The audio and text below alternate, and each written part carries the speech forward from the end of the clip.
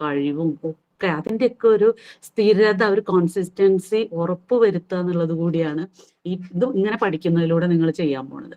അതുകൊണ്ട് സ്കോളർഷിപ്പ് കിട്ടുക, അതിന്റെ കുറെ പൈസ കിട്ടുക, അതൊന്നുമല്ല സത്യത്തിൽ ഇതിന്റെ ലക്ഷ്യം. നിങ്ങൾ നല്ല അറിവ് ആർജിച്ചെടുക്കുക, നിങ്ങൾക്ക് നന്നായിട്ട് നിങ്ങൾ വെൽ എക്യുപ്ഡ് ആവുക, നിങ്ങളുടെ പഠനത്തിൽ ഒരു നല്ല മുന്നേറ്റം ഇതുണ്ടാക്കും, ഒരു സംശയവുമില്ല. ഓക്കെ, അപ്പൊ നമുക്ക് പോവാം, ക്ലാസ്സിലേക്ക് പോവാം അല്ലെ? ഇത്രയും കാലമായിട്ടും റൈറ്റ്. അപ്പൊ ഇത്രയും കാലമായിട്ടും ഈ സ്കോളർഷിപ്പ് എക്സാമിനേഷൻ എന്ന് പറയുന്നത് ചോദിച്ചിരുന്ന ചോദ്യങ്ങളൊക്കെ ഒരേ പാറ്റേൺ ഒക്കെ തന്നെയാണ്. പക്ഷേ ദ ക്വസ്റ്റ്യൻസ് ആർ ഡിഫറെന്റ് ആണ്. നിങ്ങൾ കുറെ ആരോ വീഡിയോയോ ഓഡിയോ ഒക്കെ ഓൺ ചെയ്ത് വെച്ചിട്ടുണ്ട്, അതൊക്കെ ഓഫ് ചെയ്തോളൂ കേട്ടോ. അപ്പൊ നിങ്ങൾക്ക് കറക്റ്റ് ആയിട്ട് നിങ്ങളുടെ ഡാറ്റ ഒക്കെ തീർന്നു പോകും, നിങ്ങൾക്ക് കറക്റ്റ് ഞാൻ പറയണൊന്നും കേൾക്കില്ല. ഓക്കെ, അപ്പോ ഇതൊക്കെയാണ്. അപ്പൊ എന്താ വെച്ചാൽ സാധാരണ ചോദിക്കുന്നത് കുറച്ച് ഏരിയകളാണ് ഇത് കവർ ചെയ്യുക. അപ്പൊ ആ ഭാഗം ക്ലിയർ ചെയ്ത ഇംഗ്ലീഷിന്റെ കാര്യം ഓക്കെ ആയി. ഫസ്റ്റ് ഓഫ് ഓൾ നിങ്ങൾക്ക് ഇതിൽ വരുന്നത് ഒരു 3 തരം ചോദ്യങ്ങളാണ്. ഫസ്റ്റ് ക്വസ്റ്റ്യൻ എന്ന് പറയുന്നത് കോംപ്രിഹെൻസീവ് ക്വസ്റ്റ്യൻ ആണ്. ഒരു കോംപ്രിഹെൻഡ് ചെയ്യാനുള്ള പാസേജ് ആണ്. ഇതിൽ പറയുന്നുണ്ടോ? ആരുടെയോ മൈക്ക് ഓണാണ്, ഓഫ് ചെയ്യൂ. ഇതിൽ കളിച്ചുകൊണ്ടിരിക്കണ്ട കേട്ടോ. അപ്പൊ മണി എന്തോ പേരുള്ള ഓഫ് ചെയ്തോളൂ. അപ്പോ 3 തരത്തിലുള്ള ഒരു ചോദ്യങ്ങളാണ് ഇതിൽ വരുന്നത്. പ്രധാനമായിട്ട് ഫസ്റ്റ് വൺ കോംപ്രിഹെൻസീവ് പാസേജ് ആണ്. അതായത് നിങ്ങൾക്ക് വായിച്ച് മനസ്സിലാക്കാനുള്ള ഒരു പാസേജ് തരും. ആ പാസേജിൽ നിന്ന് കുറച്ച് ക്വസ്റ്റ്യൻസ് ഉണ്ടാവും. ഒരു 4 ക്വസ്റ്റ്യൻ 5 ക്വസ്റ്റ്യനേ ഉണ്ടാവുള്ളൂ, അതിലപ്പുറം ഉണ്ടാവില്ല ആ പാസേജിൽ നിന്ന്. പക്ഷെ ആ പാസേജ് നന്നായി വായിക്കണം. പിന്നെ ഒരു പോം തരും നിങ്ങൾക്ക്. ഏതെങ്കിലും ഒരു പോയട്രിയിൽ നിന്ന് ഒരു പീസ് ഓഫ് പോം തരും. ആ പോയത്തിൽ നിന്ന് കുറച്ച് ക്വസ്റ്റ്യൻസ് അതിൽ നിന്നും ഉണ്ടാവും. പിന്നെ വരുന്നത് കുറച്ച് ഗ്രാമാറ്റിക്കൽ ആയിട്ടുള്ള കുറച്ച് പാർട്ടാണ് വരുന്നത്. അപ്പൊ ഈ ടൈപ്പിലാണ് കാര്യങ്ങൾ കിടക്കുന്നത്. അപ്പൊ നമ്മൾക്ക് വെറുതെ ഒന്ന് പോയി നോക്കാം എല്ലാം. First of all comprehensive passage ആണ് നിങ്ങൾക്ക് ചോദിക്കുക. ഈ കോംപ്രിഹെൻസീവ് പാസേജിൽ നിന്ന് 4 5 ചോദ്യം ഉണ്ടാവും. ആ ക്വസ്റ്റ്യൻസില് നിങ്ങൾ ക്വസ്റ്റ്യൻ കിട്ടിക്കഴിഞ്ഞാൽ ആ പാസേജ് നന്നായി ഒന്ന് വായിച്ചു നോക്കണം. നന്നായി വായിച്ച് അതിന്റെ മീനിങ് നിങ്ങൾക്ക് മനസ്സിലായാൽ മാത്രമാണ് ആ 4 ക്വസ്റ്റ്യൻ 5 ക്വസ്റ്റ്യൻ നിങ്ങൾക്ക് ആൻസർ ചെയ്യാൻ പറ്റുള്ളൂ. അപ്പൊ അതില് 4 5 ക്വസ്റ്റ്യനിൽ കുറച്ച് കാര്യങ്ങൾ നിങ്ങൾ മനസ്സിലാക്കണം. അപ്പോൾ ഈ കോംപ്രിഹെൻസീവ് പാസേജ് എന്ന് പറയുന്നതിൽ നിങ്ങൾക്ക് ഒരു 2 കാര്യം ഉറപ്പായിട്ട് 2-3 കാര്യങ്ങൾ ഉറപ്പായി മനസ്സിലാക്കണം ആ പാസേജ് വായിച്ചാൽ. ഫസ്റ്റ് വൺ, സിനോണിം എഴുതാനുണ്ടാവും. ഒരു പാസേജിൽ ഏതെങ്കിലും ഒരു വേർഡ് എടുത്തിട്ട് ചോദിക്കും, what is the synonym that can be seen in this passage. പാസേജിൽ ഒരു വേർഡ് കൊടുത്ത് അതിന് ഈക്വൽ ആയ മീനിങ് ഉള്ള വേർഡ് കണ്ടുപിടിക്കാനാ പറയുന്നത്. സിനോണിം എന്ന് പറഞ്ഞാൽ എന്താ അർത്ഥം? What is the meaning of the word synonym? ഒരേ അർത്ഥം വരുന്ന വാക്ക്. അതെ, ഒരേ അർത്ഥം വരുന്ന വാക്കാണ് മീനിങ് വരുന്ന വാക്ക് എന്നൊക്കെ പറയാം സിനോണിം. ആ സിനോണിം എന്നുള്ള വാക്ക് നിങ്ങൾ മനസ്സിലാക്കണം. നിങ്ങളോട് ചിലപ്പോ the word having the same meaning എന്നൊന്നും ആവില്ല ചോദിക്കുക. What is the synonym of the word rich? What is the synonym of the word bold? അങ്ങനെയൊക്കെ ആവും ചോദിക്കുക. അപ്പൊ നിങ്ങൾക്ക് അതേ വേർഡ് മീനിങ് വരുന്നത് ആ പാസേജ് വായിച്ചിട്ട് വേറൊരു വാക്ക് അതിലുണ്ടായിരിക്കും, ഇതിന്റെ അതേ മീനിങ് വരുന്നത്. അതാണ് നിങ്ങൾ എടുത്തെഴുതേണ്ടത്. അപ്പൊ നിങ്ങൾ പാസേജ് നന്നായി വായിച്ച് മനസ്സിലാക്കണം. പിന്നെ ചോദിക്കുന്ന ഒന്ന് ആന്റോണിം ആണ്. ഇപ്പൊ സിനോണിം കഴിഞ്ഞു, ആന്റോണിം ആണ്. നിങ്ങൾക്ക് അറിയാത്ത വാക്കുകളൊന്നും, നിങ്ങൾ പഠിക്കാത്ത ഒന്നും ചോദിക്കില്ല, ഒക്കെ നിങ്ങൾക്ക് അറിയുന്നതാ. പക്ഷെ നിങ്ങൾ കുറെ വേർഡ്സ് വൊക്കാബുലറി ആയിട്ട് നിങ്ങൾക്ക് ഫെമിലിയർ ആവണം. ഇപ്പൊ ആന്റോണിം ചോദിക്കും. ആന്റോണിം എന്ന് പറഞ്ഞാൽ നിങ്ങൾക്കറിയാം, വാട്ട് ഈസ് ആന്റോണിം? അതെ, ഓപ്പോസിറ്റ് ഉള്ള വേർഡുകൾ. അപ്പൊ നിങ്ങൾ മനസ്സിലാക്കണം, ഇതിന് ഓപ്പോസിറ്റ് ആയിട്ടുള്ള വേർഡ് വേണം, സിനോണിം അല്ല എന്ന് മനസ്സിലാക്കണം. നിങ്ങളെ തെറ്റിക്കാൻ വേണ്ടി കുറെ വാക്കുകൾ നിങ്ങളെക്കൊന്ന് എന്താ പറയാ, ഒന്ന് പരീക്ഷിക്കാൻ വേണ്ടിയുള്ള കുറച്ച് വേർഡ്സ് അതിൽ നിങ്ങളെ തിരിപ്പിക്കാനുള്ളതൊക്കെ ഉണ്ടാവും അവിടെ. അത് നിങ്ങൾ പ്രത്യേകമായിട്ട് മനസ്സിലാക്കണം. സോ ഒബീഡിയൻ എന്നുള്ള വേർഡ് ആയിരിക്കും ചിലപ്പോൾ. അപ്പൊ ഡിസൊബീഡിയൻ എന്നുള്ള വേർഡ് വരുന്ന ഏതെങ്കിലും ഒരു വാക്ക് അതിലുണ്ടോ നോക്കണം. ചിലപ്പോൾ ഇന്റർപ്രിറ്റ് ആയിരിക്കും, ക്ലിയർ എന്നുള്ള വേർഡ് ആയിരിക്കും. അങ്ങനെ കുറെ വേർഡ്സ് ഒക്കെ അതിൽ തരും. അന്റോണിമും സിനോണിമും നിങ്ങൾ മനസ്സിലാക്കിയിരിക്കണം. അപ്പോ പിന്നെ അതുപോലെ അതിന്റെ തീം, മൊത്തത്തിലുള്ള ഒരു തീം എന്താണെന്ന് മനസ്സിലാക്കണം ആ പാസേജിന്റെ. ഇതൊക്കെയാണ് സാധാരണ ചോദിക്കുന്ന ഒരു ചോദ്യം. പിന്നെ അതിൽ എന്തെങ്കിലും ഇടയിൽ നിന്ന് ഒരു അതിന്റെ മീനിങ് ഒക്കെ വരുന്ന ക്യാരക്ടേഴ്സിനെ പറ്റിയോ അല്ലെങ്കിൽ അതിൽ വരുന്ന എന്തെങ്കിലും ഒരു മീനിങ് ഫുൾ ആയ എന്തെങ്കിലും ഒരു ക്വസ്റ്റ്യനും കൂടി ഉണ്ടാവും. ഇങ്ങനെ ഒരു 4 or 5 4 or 5 questions may be asked. അപ്പൊ ഇതാണ് ഇതിന്റെ ഒരു ജനറൽ പാറ്റേൺ. അപ്പൊ ആദ്യം തന്നെ നിങ്ങൾ ക്വസ്റ്റ്യൻ പേപ്പർ എടുത്ത് നോക്കുമ്പോൾ കാണുന്നത് കോംപ്രിഹെൻസീവ് പാസേജ് ആണ്. ഇനി കോംപ്രിഹെൻസീവ് പാസേജ് നിങ്ങൾക്ക് വായിച്ച ഉടനെ മനസ്സിലാവാൻ വേണ്ടി പെട്ടെന്ന് ചെയ്യാൻ പറ്റിയ ഒരു കാര്യങ്ങളൊന്നുമില്ല. പക്ഷേ നിങ്ങൾ 2 or 3 times വായിക്കണം. First of all, you should try to read 3 or 4 times the passage. That is the better way. അപ്പൊ നിങ്ങൾ എല്ലാവരും ചെന്ന ഉടനെ തന്നെ ഇത് കിട്ടിയ ഉടനെ ഒരു 2-3 തവണ വായിച്ചു നോക്കിയാൽ നിങ്ങൾക്ക് മനസ്സിലാവും. ഫസ്റ്റ് ടൈം വായിക്കുമ്പോൾ തന്നെ പകുതി മീനിങ് മനസ്സിലായിട്ടുണ്ടാവും. ഇനി നിങ്ങൾക്കൊരു പാസേജ് കിട്ടിയാൽ പെട്ടെന്ന് മനസ്സിലാവാൻ നിങ്ങൾ എന്താ ചെയ്യുക? വായന ഒരു ശീലമാക്കണം. അത് മലയാളമല്ല, ഇംഗ്ലീഷ് നിങ്ങൾ റീഡിങ് എപ്പോഴും വായിച്ചൊരു ശീലം വരണം നിങ്ങൾക്ക്. നിങ്ങൾ അതിനു വേണ്ടി ചെയ്യാവുന്ന ഒരു കാര്യം, ദിവസവും എന്തെങ്കിലും ഒരു സ്റ്റോറിയോ പാസേജോ ഇംഗ്ലീഷിലുള്ളത് വായിക്കണം. ചിലപ്പോൾ താഴെ ക്ലാസ്സിലെ കുട്ടികളുടെ ടെക്സ്റ്റ് ബുക്ക് കിട്ടുകയാണെങ്കിൽ അത് വായിക്കാം നിങ്ങൾക്ക്. ദിവസം ഒരു പേജ് വായിച്ചു കഴിഞ്ഞാൽ ഒരു 10 ദിവസം അടുപ്പിച്ച് നിങ്ങൾ ഒരു പാസേജ് വായിച്ചു നോക്കും, നിങ്ങൾക്ക് നല്ല വ്യത്യാസമാണോ. പാസേജ് ഏത് വായിച്ചാലും നിങ്ങൾക്ക് പെട്ടെന്ന് മീനിങ് മനസ്സിലാവും. അപ്പൊ അത് നല്ലൊരു മെത്തേഡാണ്. You can follow that. Okay. അപ്പൊ ഇതാണ് പാസേജിനെ പറ്റിയുള്ള കുറച്ച് കാര്യങ്ങൾ. ദെൻ ഇനി ചോദിക്കാൻ സാധ്യതയുള്ളതൊന്ന്, ഏതെങ്കിലും ഒരു പോം, a piece of poem. Sometimes it may be 8 or 12 lines from a bigger passage, bigger poetry. അതാണ് ചിലപ്പോൾ വില്യം ബ്ലേക്ക് ആവും, അല്ലെ വേർഡ്സ് വർത്തിന്റെ ഏതെങ്കിലും ഒരു റൈറ്ററിന്റെ ഏതെങ്കിലും ഒരു പോയറ്റിന്റെ ഒരു വലിയ പോത്തിന് ഒരു പീസ് ഓഫ് പോം എടുത്തിട്ടായിരിക്കും നിങ്ങൾക്ക് ചോദിക്കുക. ചിലപ്പോൾ അതിനൊരു 2 or 3 സ്റ്റാൻസേ കാണുള്ളൂ. അപ്പൊ അത് നിങ്ങൾക്ക് തന്നിട്ട് നിങ്ങളോട് അതിൽ കുറച്ച് ക്വസ്റ്റ്യൻ, ഒരു 4-5 ചോദ്യം അതിലും ചോദിക്കും. അപ്പൊ ആ ചോദ്യമാണ് നിങ്ങളെ പരീക്ഷിക്കുന്ന ചോദ്യം. അപ്പൊ അതിൽ സാധാരണ വരാറുള്ളത് എന്തൊക്കെയാണെന്ന് വെച്ചാൽ കുറച്ച് കാര്യങ്ങൾ അതിൽ ചോദിക്കും. എന്തിനാ ശരിക്കും നമ്മൾ പോയട്രി അല്ലെങ്കിൽ പോം വായിക്കുന്നത്? എന്തിനാണ് ശരിക്കും? ആർക്കെങ്കിലും അറിയോ?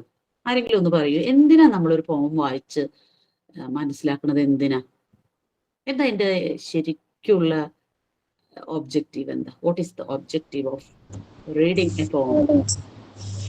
Come on. Somebody talk. Come on. മനസ്സിലൊരു ഇത് കിട്ടാൻ. എന്ത്? അതെന്താ? അത് പറയണ ഒരു ഇത് കിട്ടും. പറയൂ, അതാണ് വരേണ്ടത്.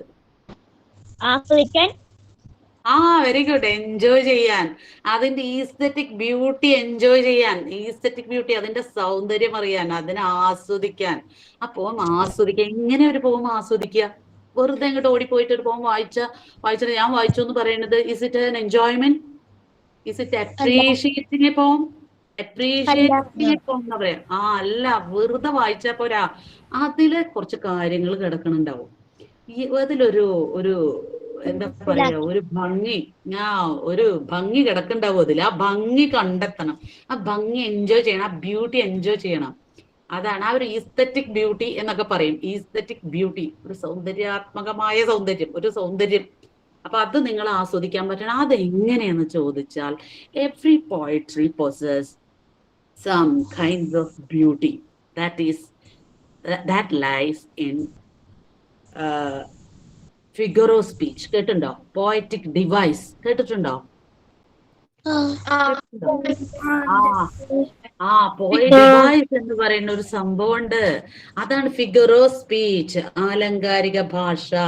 പോയട്രിക്ക് ചിലപ്പോ ഈണമുണ്ടാവും, താളമുണ്ടാവും. ചിലപ്പോ അതിങ്ങനെ ആരെങ്കിലും പ്രാവശ്യം മത്സരങ്ങൾക്ക് കോമ്പറ്റീഷനൊക്കെ പങ്കെടുത്തിട്ടുണ്ടായിരുന്നോ? സബ് ഡിസ്ട്രിക്ട് കോമ്പറ്റീഷൻ, സ്റ്റേറ്റ് വരെ ഉണ്ടായിരുന്നു. ഇംഗ്ലീഷ് പോം നിങ്ങൾ ആരും റിസൈറ്റ് ചെയ്തോ? റിസൈറ്റ് ചെയ്തു അല്ലേ? റിസൈറ്റ് ചെയ്തപ്പോ നിങ്ങൾ ശ്രദ്ധിച്ചോ? നിങ്ങള് ഇത് ചൊല്ലുമ്പോ വേറൊരാൾക്ക് എങ്ങനെ how can they make out the meaning, how can they make out it's feeling, അതൊക്കെ നിങ്ങൾ ശ്രദ്ധിച്ചില്ലേ? എങ്ങനെ വേറൊരാൾക്ക് അതിന്റെ ഫീലിംഗ് മനസ്സിലാവണം, എങ്ങനെ അതിന്റെ മീനിങ് മനസ്സിലാക്കണം എന്നൊക്കെ പറഞ്ഞിട്ടുള്ള കുറെ കാര്യങ്ങൾ നിങ്ങൾ അതിൽ ഉൾക്കൊള്ളിച്ചിട്ടുണ്ടാവും. അപ്പൊ അതിന് കാരണം ഒരു പോയറ്റിക് ബ്യൂട്ടി അതിനുണ്ടാവണം. പിന്നെ എല്ലാവരും പോകാൻ വായിച്ചു നോക്കുമ്പോ ഒരു പ്രത്യേകമായിട്ടുള്ള ഒരു സംഭവം അതിൽ കിടക്കേണ്ട, അതാണ് ഫിഗർ ഓഫ് സ്പീച്ച് എന്ന് പറയും. ഒരു ആലങ്കാരിക ഭാഷ, മറ്റ് നമ്മൾ സാധാരണ സംസാരിക്കുന്നതിനേക്കാൾ കൂടുതൽ ഒരു ഭാഷ കാണാം ഫിഗറേറ്റീവ് ലാംഗ്വേജ്. അതാണ് നിങ്ങളോട് ക്വസ്റ്റ്യൻ ചോദിക്കാൻ പോകുന്നത്. അപ്പോൾ കുറേ തരത്തിലുള്ള പോയറ്റിക് അപ്രീസിയേഷൻ നിങ്ങൾ ക്ലാസ് റൂമിൽ ചെയ്തിട്ടുണ്ടാവും. നിങ്ങൾക്ക് ടാഗോറിന്റെ ഒക്കെ പോയം പഠിക്കാനുണ്ട് ഇല്ലേ? വളരെ ബ്യൂട്ടിഫുൾ. എന്താ പോയത്തിന്റെ പേര്?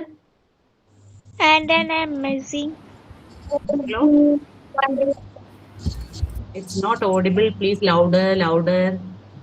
And in wonder and amazement. And in wonder and amazement.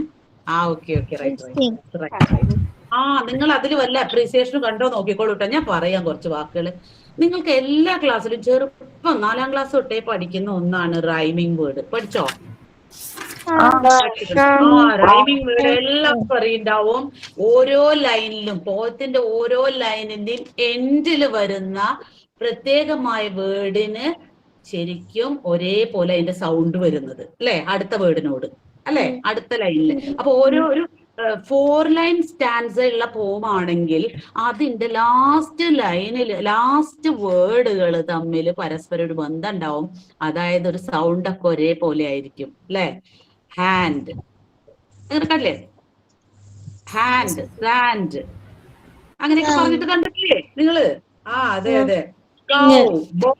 എന്നൊക്കെ പറഞ്ഞ് ഇങ്ങനെ കുറെ വാക്കുകൾ ഒരേപോലെ സൗണ്ടിൽ വരുന്ന വാക്കുകളാണ് റൈമിംഗ് വേർഡ് ആയിട്ട് നിങ്ങൾ എല്ലാവരും കണ്ടെത്തിയിട്ടുണ്ടാവും. അത് നിങ്ങൾക്ക് അറിയാം. ഓക്കെ, പറഞ്ഞോളൂ. സിംഗ് റിംഗ്. അതന്നെ, സിംഗ് റിംഗ്. ഇനി ആർക്കെങ്കിലും പറയാൻ പറ്റുമോ? ഒരു കാര്യം ചെയ്താൽ മതി. നിങ്ങൾ ഞാൻ പറയുമ്പോ ഇപ്പൊ എല്ലാവരും കൂടി പറയുമ്പോ നമുക്ക് സമയം ഇങ്ങനെ പോവല്ലേ, കുറെ കാര്യങ്ങൾ പറയാനല്ലേ? നിങ്ങൾക്ക് അറിയാം അത്. അപ്പൊ ഇതിങ്ങനെയുള്ള കുറെ റൈമിംഗ് വേർഡ് നിങ്ങൾ പഠിച്ചിട്ടുണ്ടാവും. പക്ഷെ നിങ്ങളോട് പിന്നെ പെട്ടെന്ന് കണ്ടാൽ മനസ്സിലാവാത്ത തരത്തിലുള്ള റൈമിംഗ് വേർഡ് ആയിരിക്കും ചിലപ്പോ എക്സാമിനേഷന് ചോദിക്കുക. ഓക്കെ, അപ്പൊ നിങ്ങൾ അത് നന്നായി പഠിച്ചിട്ട് പോണം. അത് കണ്ട് മനസ്സിലാക്കാതെ നിങ്ങൾക്ക് അറിയാം. അപ്പൊ ഞാൻ കൂടുതൽ പറയണില്ല.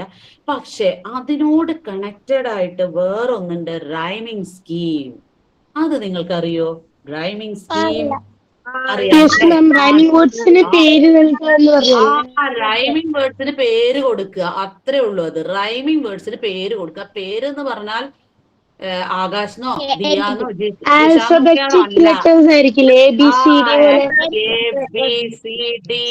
എന്നൊക്കെയാണ്. അപ്പൊ ഒരു പോയത്തില് എത്ര ലൈൻ ഉണ്ടാവും നോക്കും. ഒരു സ്റ്റാൻസ്, എത്ര സ്റ്റാൻസ് നിങ്ങൾക്ക് അറിയാലോ എന്താന്നുള്ളത്.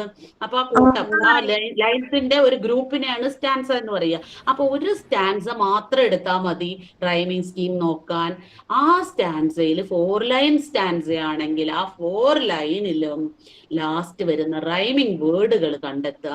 ആ റൈമിംഗ് വേർഡുകൾക്ക് പേര് കൊടുക്കുക. സെയിം റൈമിംഗ് വേർഡ് ആണെങ്കിൽ സെയിം പേര് കൊടുക്കുക. എ ബി ബി എന്നൊക്കെ കൊടുക്കാം. ചിലപ്പോ 8 വരിയൊക്കെ ഉള്ളതിനാണെങ്കിൽ 8 റൈമിംഗ് ലെറ്റർ വരും അതിന്. ശരിയല്ലേ? 8 ലൈനാണ് ഒരു സ്റ്റാൻസയിൽ എങ്കിൽ നിങ്ങൾ അതിന് 8 എ ബി സി ഡി എന്നുള്ളത് ക്രമത്തിൽ കൊടുത്ത് എത്ര എക്ക് മാച്ച് ആയത് എത്ര ഉണ്ടെന്ന് നിങ്ങൾ എന്ന് എഴുതി കൊടുക്കുക. ബിക്ക് മാച്ച് ആയ എത്ര റൈമിംഗ് വേർഡ് ഉണ്ടെന്ന് നോക്കുക. ഇനിയും തീർന്നില്ലെങ്കിൽ സി കൊടുക്കുക. ചിലപ്പോൾ സിക്ക് ഒന്നും മാച്ച് ആയിണ്ടാവില്ല. അപ്പൊ സി അങ്ങനെ തന്നെ കിടക്കട്ടെ. A B B C C എന്നൊക്കെ പറഞ്ഞ് നിങ്ങൾ കൊടുക്കും. അപ്പൊ അതും നിങ്ങൾക്ക് അറിയാം ഇത് റൈമിംഗ് വേർഡാണ്. പിന്നെ എല്ലാവരും ഒരു പേപ്പറും പെന്നും എടുത്ത് ഇരുന്നോളൂ കേട്ടോ. ടീച്ചർ പറഞ്ഞ ഈ സാധനങ്ങളൊക്കെ നിങ്ങൾക്ക് അറിയണ്ടോ അറിയണില്ലേ എന്നുള്ളത് നോക്കണം. ഇനി കൂടുതൽ എന്തെങ്കിലും ക്ലാരിറ്റി വേണമെങ്കിൽ ഞാൻ പറഞ്ഞുതരാം. അതൊക്കെ വളരെ എളുപ്പമുള്ളതും നിങ്ങളുടെ ടീച്ചേഴ്സ് സ്ഥിരമായി ക്ലാസ് റൂമിലും USSനും വേണ്ടി നിങ്ങളെ പഠിപ്പിച്ചിട്ടുണ്ടായിരിക്കും. അതുകൊണ്ട് ഞാൻ ഒരുപാട് എക്സാമ്പിൾ ഒന്നും പറയണില്ല. എന്തായാലും ഒറ്റ സ്റ്റാൻസ മാത്രമാണ് റൈമിംഗ് സ്കീമിന് വേണ്ടി നമ്മൾ സെലക്ട് ചെയ്യുക. മിക്കവാറും പോയത്തിലൊക്കെയും ഇനി നിങ്ങളുടെ തെറ്റുണ്ടോ നിങ്ങൾ പരിശോധിക്കാൻ എക്സാമിന് ചെയ്യേണ്ടത് അടുത്ത സ്റ്റാൻസ കൂടി റൈമിംഗ് സ്കീം എഴുതി നോക്കുക. ഇതും അതും സെയിം ആണെങ്കിൽ നിങ്ങൾക്ക് ഉറപ്പിക്കാം നിങ്ങൾ എഴുതിയ ഉത്തരം റൈമിംഗ് സ്കീം ഈസ് കറക്റ്റ് എന്ന്. Okay, Okay. അപ്പോ ഇതാണ് റൈമിംഗ് വേർഡും റൈമിംഗ് സ്കീമും തമ്മിലുള്ള ബന്ധം. ഇനിയും കുറേ തരത്തിലുള്ള ഫിഗർ ഓഫ് സ്പീച്ച് അല്ലെങ്കിൽ പോയറ്റിക് ഡിവൈസ് ഉണ്ട്. അതിൽ ഏറ്റവും പ്രധാനപ്പെട്ട ഒന്നാണ് ഞാൻ പറയാൻ പോണത് alliteration. Are you familiar with alliteration? Yes. There was a tree, the trees on the valley where the green grass grew, where the green grass grew, where the green grass grew, green grass grew. നിങ്ങൾക്ക് alliteration കണ്ടുപിടിക്കാൻ പറ്റുമോ? എന്താണ്? Green grass grew. അതെ, green grass grew. Correct അല്ലേ? Valley where the green grass grew. Valley where the green grass ശരിയല്ലേ? Alliteration കിട്ടിയില്ലേ? Alliteration എന്ന് പറഞ്ഞാൽ ഇനീഷ്യൽ റൈമിംഗ് വേർഡ്സ് ആണ്. ഇനീഷ്യൽ റൈം എന്നാണ് പറയാ. രണ്ട് അഡ്ജസന്റ് വേർഡ് കിടക്കുമ്പോ അതിന്റെ ഫസ്റ്റില് rhyming word rhyming initial rhyme ആണെങ്കിൽ ആ ഇനീഷ്യൽ സൗണ്ട് ലെറ്റർ അല്ല സൗണ്ട് ആണ് എപ്പോഴും നോക്കുക കേട്ടോ. For example Coca Cola, green grass, picture perfect, last laugh, Donald duck. Alliteration അല്ലേ? ഡൊണാൾഡ് ഡക്ക് എന്ന് പറയുമ്പോ തന്നെ അലിറ്ററേഷൻ ആണ്. ഇനി കൂടുതൽ പറയേണ്ട ആവശ്യമില്ലല്ലോ. മനസ്സിലാവാത്തൊരു പ്രത്യേകം ചോദിക്കണം കേട്ടോ. അലിറ്ററേഷൻ മനസ്സിലായില്ലേ? പ്രത്യേകം ചോദിക്കണം. ഓക്കെ. അപ്പോ ഇതാണ് അലിറ്ററേഷൻ എന്ന് പറയുന്നത്. ഇനി നിങ്ങൾക്ക് പ്രധാനമായിട്ടും മറ്റൊരെണ്ണം ചോദിക്കാൻ സാധ്യതയുണ്ട്. എപ്പോഴും ടീച്ചേഴ്സ് നിങ്ങൾക്ക് പറഞ്ഞു തരുന്നതാണ് സിമിലി. ഓർമ്മയുണ്ടോ? സിമിലി എന്ന് പറഞ്ഞാൽ ഞാൻ ആദ്യം നിങ്ങൾക്ക് വളരെ ഫെമിലിയർ ആയതൊക്കെ ആണ് നോക്കുന്നത്. സിമിലി എന്ന് പറഞ്ഞാൽ മലയാളത്തിൽ അതിന് ഉപമ എന്ന് പറയും. ഉപമ വേറൊന്നിനോട് ഉപമിക്കുക എന്ന് പറയും. പണ്ട് കാലത്ത് എപ്പോഴും ഗ്രാമർ ബുക്കിൽ പറയാറുള്ള ഒരു സംഭവമാണ് മലയാളത്തിൽ. മന്നവേന്ദ്ര വിളങ്ങുന്നു നിൻമുഖം ചന്ദ്രനെ പോലെ നിന്റെ മുഖം വിളങ്ങുന്നു എന്ന്. സത്യത്തിൽ ആകാശത്തെ അമ്പിളിമാമന്റെ പോലെ ആയിട്ടല്ല, അതൊക്കെ ഒരു പോയറ്റിക് ലാംഗ്വേജ് ആണ്. പക്ഷെ പോലെ എന്ന് പറയും. അതുപോലെ തന്നെ ഇംഗ്ലീഷിലും സിമിലി എന്ന് പറയുന്നത് ഇഷ്ടം പോലെ ഉപയോഗിക്കാറുണ്ട്. പിന്നെ വില്യം ബ്ലേക്കിന്റെ വളരെ പ്രശസ്തമായ ഒരു ലൈനാണ് my love is like a red rose. അതിൽ അലിറ്ററേഷനും ഉണ്ട്, സിമിലിയും ഉണ്ട്. Like a red rose. Red rose. Please mic off ചെയ്യൂ. കുട്ടികൾ ആരും മൈക്കിൽ കളിക്കാതിരിക്കും.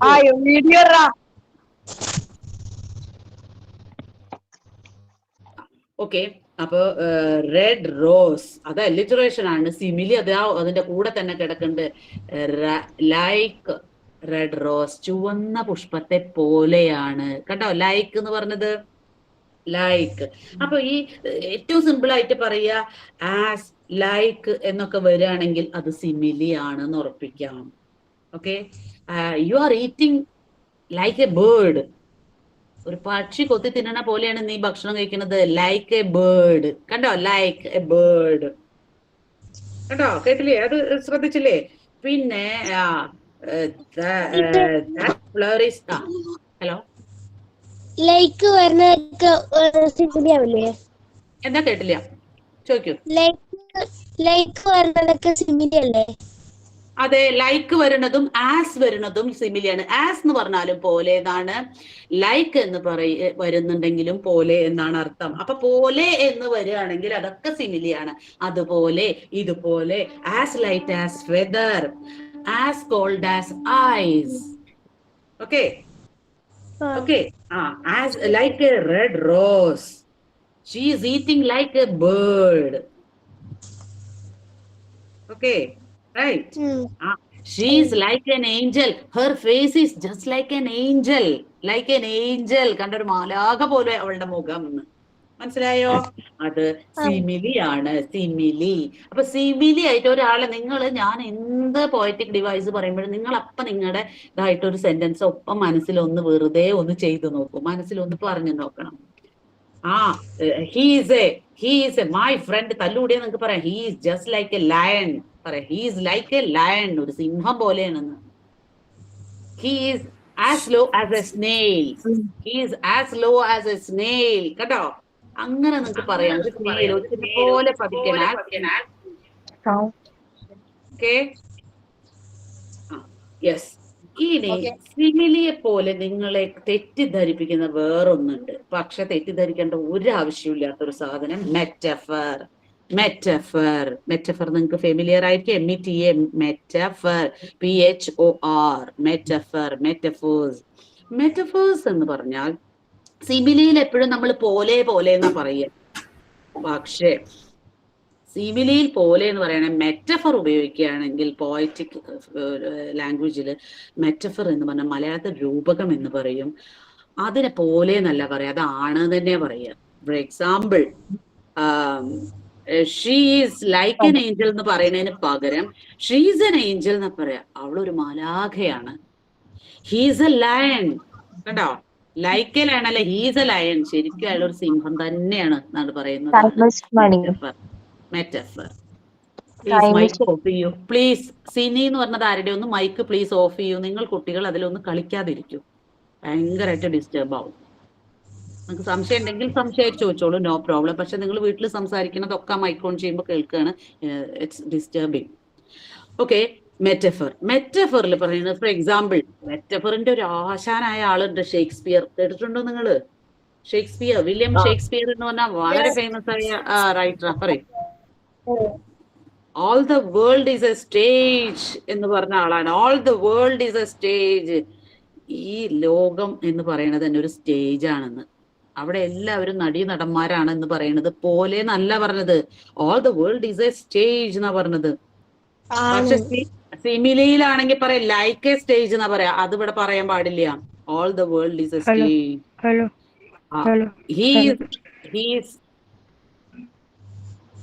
She is brilliant. പോരാ വരട്ടെ. Old is gold. Old is gold. Okay, right. അതൊരു നല്ല മെറ്റഫറാണ്. Old. Time is the popular. Sorry, it's not audible. Time is money. Okay, time is money. It's right, extremely right. Yes. അപ്പോ ഇത് മനസ്സിലായല്ലോ metaphor എന്താണെന്നുള്ളത്. ഇനി ആർക്കെങ്കിലും മനസ്സിലാവാത്തതുണ്ടോ? ഇല്ലല്ലോ. അടുത്ത് പറയട്ടെ ടീച്ചർ, അടുത്ത് പറയട്ടെ. ഓക്കെ. അപ്പൊ സിമിലി കഴിഞ്ഞു, മെറ്റഫർ. ഏതാ പറയേണ്ടത്? മെറ്റഫർ പറയാം. അതായത് സിമിലിയിൽ നമ്മൾ പറയുന്നത് എപ്പോഴും ലൈക്ക്, ആസ് എന്ന് ഉപയോഗിച്ചിട്ടാണ് പറയുക, പോലെ എന്ന്. പക്ഷെ മെറ്റഫറിൽ അങ്ങനെയല്ല പറയാ, അത് അങ്ങനെ തന്നെയാണെന്നാ പറയാ. അതാ നോക്കൂ, അയാളെ മുഖം ചന്ദ്രനെ പോലെ എന്നല്ല പറയാ, അയാൾ തന്നെ ഒരു അമ്പിളിമാവനാണെന്ന് പറയും. He is a moon, his face is a moon, all the world is a stage. മനസ്സിലായോ? ഹെർ ഐസ് ആർ സ്റ്റാർസ്, അവളുടെ കണ്ണുകൾ നക്ഷത്രങ്ങൾ തന്നെയാണ് എന്നാ പറയാ. അല്ലാതെ പോലെ എന്നുള്ള വാക്ക് അവിടെ ഉപയോഗിക്കുകയില്ല, പകരം ഇത് അതാണ് എന്ന് പറയുന്നതാണ് മെറ്റഫർ. ഓക്കെ, മനസ്സിലായോ? Her eyes are stars. Her face is diamond. Face is angel. That kid is an angel. Okay. Her diamond. Her, not hurt, heart. Her heart is a diamond. Okay, her heart is diamond. അവളുടെ ഹൃദയം ഒരു വജ്രമാണ്. മനസ്സിലായോ? Okay, teacher. His mind is iron block. എന്ന് പറയും. പക്ഷേ പോലെ like എന്നോ അല്ലെങ്കിൽ ആസ് എന്നോ വരുമ്പോ പക്ഷെ സിമിലിയായി മാറി. പക്ഷേ ഇതൊക്കെ പറയുമ്പോഴും നിങ്ങൾ മീനിങ് ശ്രദ്ധിക്കണം. നിങ്ങളെ തെറ്റിക്കാൻ വേണ്ടി ധാരാളം ക്വസ്റ്റ്യൻസിൽ ട്വിസ്റ്റുകൾ ഉണ്ടാവും. അതെങ്ങനെയെന്ന് വെച്ചാൽ പറഞ്ഞുതരാം. ചിലപ്പോൾ നിങ്ങൾ ടീച്ചറൊക്കെ പഠിപ്പിക്കും സിമിലി എന്ന് പറഞ്ഞാൽ അതിൽ ആസും ലൈക്കും ഉണ്ട് എന്ന് തന്നെ പറയും. അപ്പൊ നിങ്ങൾ വിചാരിക്കും അത് തന്നെയാണെന്ന് വിചാരിക്കും. പക്ഷെ ആസ് എന്ന വേർഡിന് ചിലപ്പോൾ ആയത് കൊണ്ട് എന്ന് പറയും. ആയതുകൊണ്ട്. അപ്പൊ as she is A doctor, as she is A doctor she treated everybody, as she is A doctor she treated everybody എന്ന് പറയുമ്പോൾ അവളൊരു ഡോക്ടർ ആയതുകൊണ്ട് എല്ലാവരെയും അവള് ട്രീറ്റ് ചെയ്യുന്നു എന്ന് പറയും. പക്ഷെ അവിടെ ആസ് എന്നുള്ളത് കൊണ്ട്, അതുകൊണ്ട് എന്നാണ് അർത്ഥം. മനസ്സിലായോ? അപ്പൊ അത് സിമിലി അല്ല. നിങ്ങളെ തെറ്റിക്കാൻ ചിലപ്പോ അങ്ങനത്തെ sentences may be, lines may be asked. Okay, unknowingly you may be just ticking on the word simile. So it's right, not right. It is wrong. Understand? Understand? Yes. അപ്പൊ മീനിങ് നോക്കണം. Meaning നോക്കിയിട്ട് വേണം നിങ്ങൾക്ക് സിമിലിയും മെറ്റഫറും സിമിലിയുടെ കാര്യം ആസും ലൈക്കും ഉള്ളത് തിരിച്ചറിയാൻ. Okay okay, അടുത്ത് പറയട്ടെ. അടുത്ത വളരെ കോമൺ ആയത് സംശയമുണ്ടോ? സിമിലി ലൈക്കും എസും ആണോ? അതോ സെന്റൻസ്, അതുള്ള സെന്റൻസ് ഫുള്ള് സിമിലി എന്നാണോ പറയുന്നത് നമ്മള്? അതൊരു ചോദ്യം. അതെന്താന്ന് വെച്ചാൽ ആ സെന്റൻസിൽ എവിടെയാണ് സിമിലി എന്നാണ് നമ്മുടെ ക്വസ്റ്റ്യൻ. ആ ലൈനിൽ എവിടെയാണ് സിമിലി? അപ്പൊ പോലെ ആ ലൈന് അത് മാത്രം മതി. ആ ലൈൻ മുഴുവനായിട്ടും നിങ്ങൾ എഴുതണം എന്നില്ല. As fish, as stars, like A diamond എന്നുള്ളത് മാത്രം എടുത്തെഴുതിയാൽ മതി. പക്ഷേ നിങ്ങളോട് എക്സാമിന് USSന് എപ്പോഴും നിങ്ങൾക്ക് ഒബ്ജക്റ്റീവ് ടൈപ്പ് ആയിരിക്കും നിങ്ങളോട് ചോദിക്കുക. അപ്പൊ നിങ്ങൾക്ക് ടിക്ക് ചെയ്യാനേ ഉണ്ടാവുള്ളൂ, ബബിൾ ചെയ്യാനേ ഉണ്ടാവുള്ളൂ, ചൂസ് ചെയ്യാനേ ഉണ്ടാവുള്ളൂ, ഇതിൽ ഏതാന്ന് ചോദിക്കുള്ളൂ. പക്ഷെ സാധാരണ നോർമലി ഒരു എക്സാമിനേഷന് നിങ്ങളോട് സിമിലി ചോദിക്കുകയാണെങ്കിൽ നിങ്ങൾ ആ ലൈൻ മുഴുവൻ അങ്ങോട്ട് എഴുതിയിട്ട് ആസ് ഡയമണ്ട്, ആസ് സ്റ്റാർസ്, അല്ലെ ലൈക്ക് എ ഫിഷ് എന്നൊക്കെ പറയുന്നത് മാത്രം ഒന്ന് അണ്ടർലൈൻ ചെയ്താൽ മതി. ഓക്കെ, ആ ലൈൻ മുഴുവൻ എഴുതി എന്നിട്ട് ഈ വേർഡ് മാത്രം അണ്ടർലൈൻ ചെയ്യാം. ഓക്കെ ഓക്കെ, അറ്റ വേർഡ് ലൈക്ക് ഇന്നതാണെന്ന് മാത്രം മതി. പക്ഷെ എന്തിനാണ് ചെയ്യണത് നമുക്ക് അറിയണല്ലോ. അതുകൊണ്ട് ആ ലൈൻ മൊത്തം എഴുതിയിട്ട് ആസ് ഫിഷ്, അല്ലെ like stars, she is like A star, അതും എഴുതുക. ആസ് എഴുതിയിട്ട് അത് മാത്രം അണ്ടർലൈൻ ചെയ്താൽ മതി നിങ്ങൾ. ഓക്കെ, അപ്പൊ USSന് നിങ്ങളെ സംബന്ധിച്ചാൽ അങ്ങനത്തെ ഒരു പ്രോബ്ലം ഇല്ല. Because objective type questions may be asked. Okay, clear ആയോ? ക്ലിയർ ആയോ ഞാൻ പറഞ്ഞത്?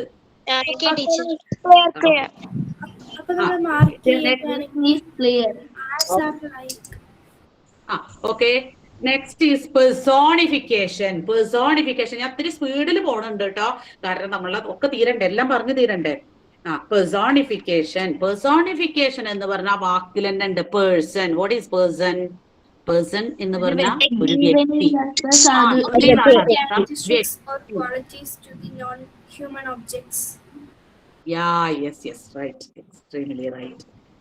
പെർസോണിഫിക്കേഷൻ എന്ന് പറഞ്ഞാൽ ഒരു പേഴ്സന്റെ ഗുണങ്ങളൊക്കെ, പേഴ്സൺ എന്ന് പറഞ്ഞാൽ മനുഷ്യന്റെ ഗുണങ്ങള്, ഹ്യൂമൺ ആയാലും ലിവിങ് ബീയിങ്ങിന്റെ ക്യാരക്ടർ മുഴുവൻ is attributed to some inanimate or non living object. Non living ഒബ്ജക്റ്റിന് അല്ലെങ്കിൽ ഇനാനിമേറ്റ് ഒബ്ജക്റ്റിന് ഈ വേർഡുകളുടെ ഒക്കെ എന്താ പറയുക സ്വഭാവം, ഈ ശരിക്കും ആൾക്കാരുടെ സ്വഭാവമൊക്കെ അവിടെ അട്രിബ്യൂട്ട് ചെയ്യാം. ഇപ്പോ ഒരു പൂവ് ഇങ്ങനെ മനോഹരമായിട്ട്, there is a beautiful flower in the garden, you're just watching that flower.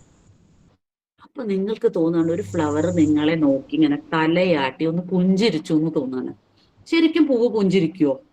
ഇല്ല. നമുക്ക് എല്ലാവർക്കും അറിയാം the flower is not smiling. പക്ഷെ നമ്മൾ അതിനെ നോക്കുമ്പോ, ഒരു പോയറ്റാണ് ആ ഫ്ലവറിനെ നോക്കുമ്പോ the flower is smiling എന്ന് പോയറ്റിന് തോന്നാണ്. അപ്പൊ അവിടെ എന്താ സംഭവിക്കണം വെച്ചാൽ, സ്മൈൽ ചെയ്യുക ആരാണ്? മനുഷ്യനാണ്. മനുഷ്യന്മാരാണ് സ്മൈൽ ചെയ്യുക. ഒരു മനുഷ്യന്റെ ജീവനുള്ള ഒന്നിന്റെ സ്വഭാവം ആ ഫ്ലവറിന് ആട്രിബ്യൂട്ട് ചെയ്യാം. ഫ്ലവർ സാധാരണ സ്മൈൽ ചെയ്യില്ല, മനുഷ്യനാ സ്മൈൽ ചെയ്യുക. പക്ഷെ ആ ഫ്ലവർ അങ്ങനെ നിൽക്കുമ്പോ the flower is smiling, the flower smiled, the flower smiled. The tree whispered. The tree whispered. The tree whispered. Very good, very good. The tree whispered. മരം ശരിക്കും എപ്പോഴെങ്കിലും വിസ്പർ ചെയ്യോ? ഇല്ല. പക്ഷെ നമ്മൾ ആട്രിബ്യൂട്ട് ചെയ്യാം, പോയിട്ട് ആട്രിബ്യൂട്ട് ചെയ്യാം. അങ്ങനെ ഒരു സ്വഭാവം. The cloud laughed. The cloud laughed. ചിരിച്ചു. The cloud shouted. എന്നൊക്കെ പറയുമ്പോ the cloud roared. Roared means normally lions are roaring. പക്ഷെ ക്ലൗഡ് ഒരു ജീവനില്ലാത്തൊരു സാധനമാണ്. അത് റോർ ചെയ്യോ? ഇല്ല. പക്ഷെ the point is attributing this things to yes. അപ്പോ ഇതാണ്. അപ്പൊ ഇങ്ങനെ കൊടുക്കുന്നതാണ് personification. The flower smiled, the cloud roared. Okay, അങ്ങനെ. അപ്പൊ ഈ കാര്യങ്ങളൊക്കെ അതെ പലരും പല എക്സാമ്പിളും പറയുന്നുണ്ട്. ഇങ്ങനെയുള്ള ഞാൻ കൂടുതൽ പറയണില്ല, കാരണം കുറെ നമുക്ക് കവർ ചെയ്യാണ്ടല്ലോ. പിന്നെ ആരോ പറഞ്ഞു ലാസ്റ്റ് മെറ്റഫറും സിമിലിട്ടും. ഞാൻ ലാസ്റ്റ് ഒന്നുകൂടി പറയാം. ആരോ ക്ലിയർ അതൊന്നുകൂടി ക്ലാരിഫൈ ചെയ്യാൻ പറഞ്ഞിട്ടുണ്ട്. In the last part I will be clarifying that. Okay, then personification മനസ്സിലായോ? some animate behavior is attributing to inanimate objects. അതാണ്. അപ്പൊ നിങ്ങൾ ഒരു പോം തന്നിട്ട് അതിന്റെ 4 or 5 ലൈൻസിൽ ഫൈൻഡ് ഔട്ട് ചെയ്യാൻ പറയുകയാണ് നിങ്ങളോട് പേഴ്സോണിഫിക്കേഷൻ എന്ന് പറഞ്ഞാൽ, നിങ്ങൾ അപ്പൊ തന്നെ നോക്കണം പേഴ്സൺ ചെയ്യണ സ്മൈൽ ചെയ്യുക, റോർ ചെയ്യുക, പിന്നെ അതുപോലെ തലയാട്ടുന്നതൊക്കെ ഉണ്ടാവും ചില സമയത്ത്, അല്ലെങ്കിൽ ഫ്ലട്ടറിങ്, അങ്ങനെയൊക്കെ പറയുന്ന കുറെ വേർഡ്സ് ഒക്കെ അതിലുണ്ടാവും. ചിറകടിക്കുക, ഇങ്ങനെയുള്ള എന്തെങ്കിലുമൊക്കെ അതിലുണ്ടോ നോക്കണം. ഉണ്ടെങ്കിൽ അതായിരിക്കും പേഴ്സോണിഫിക്കേഷൻ. പേഴ്സൺസ് ചെയ്യുന്ന ജോലിയാണെന്ന് ഓർത്താൽ മതി. ചിരിക്കുന്നതും സ്മൈൽ ചെയ്യുന്നതും ലാഫിങ്, ഷൗട്ടിങ്, then whispering, murmuring, ഇങ്ങനെയുള്ളതൊക്കെ ചെയ്യുന്ന ഒരു പ്രോസസ് അവിടെ ഉണ്ടെങ്കിൽ അതായിരിക്കും personification. Okay, understand?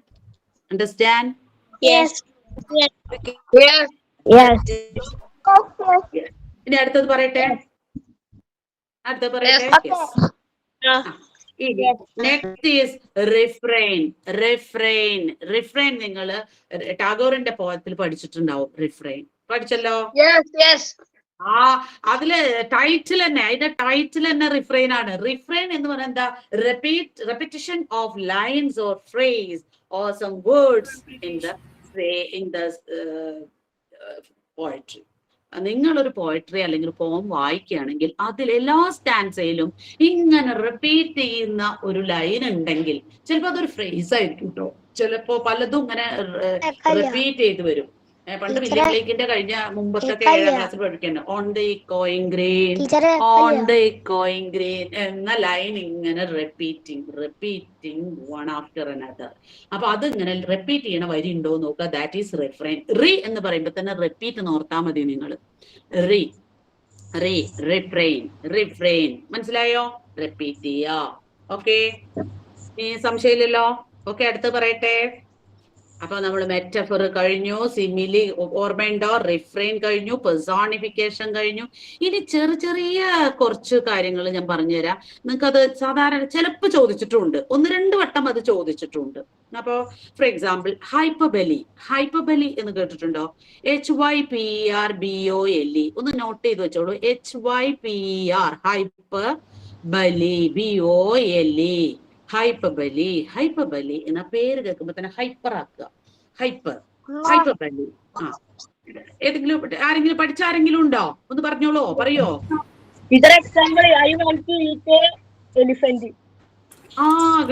Good. Hyperbole എന്ന് പറഞ്ഞാൽ I want to eat like an elephant. I want to eat like an elephant. ഈ എലഫന്റിനെ പോലെ ഞാൻ പിന്നെ ഭക്ഷണം കഴിക്കാൻ ആഗ്രഹിക്കുന്നു. എക്സാജറേറ്റ് ചെയ്യാം. He is eating like a bird. Hyperbole, HYPER. Hyper market എന്ന് പറയില്ലേ, അതിലെ hyper, HYPER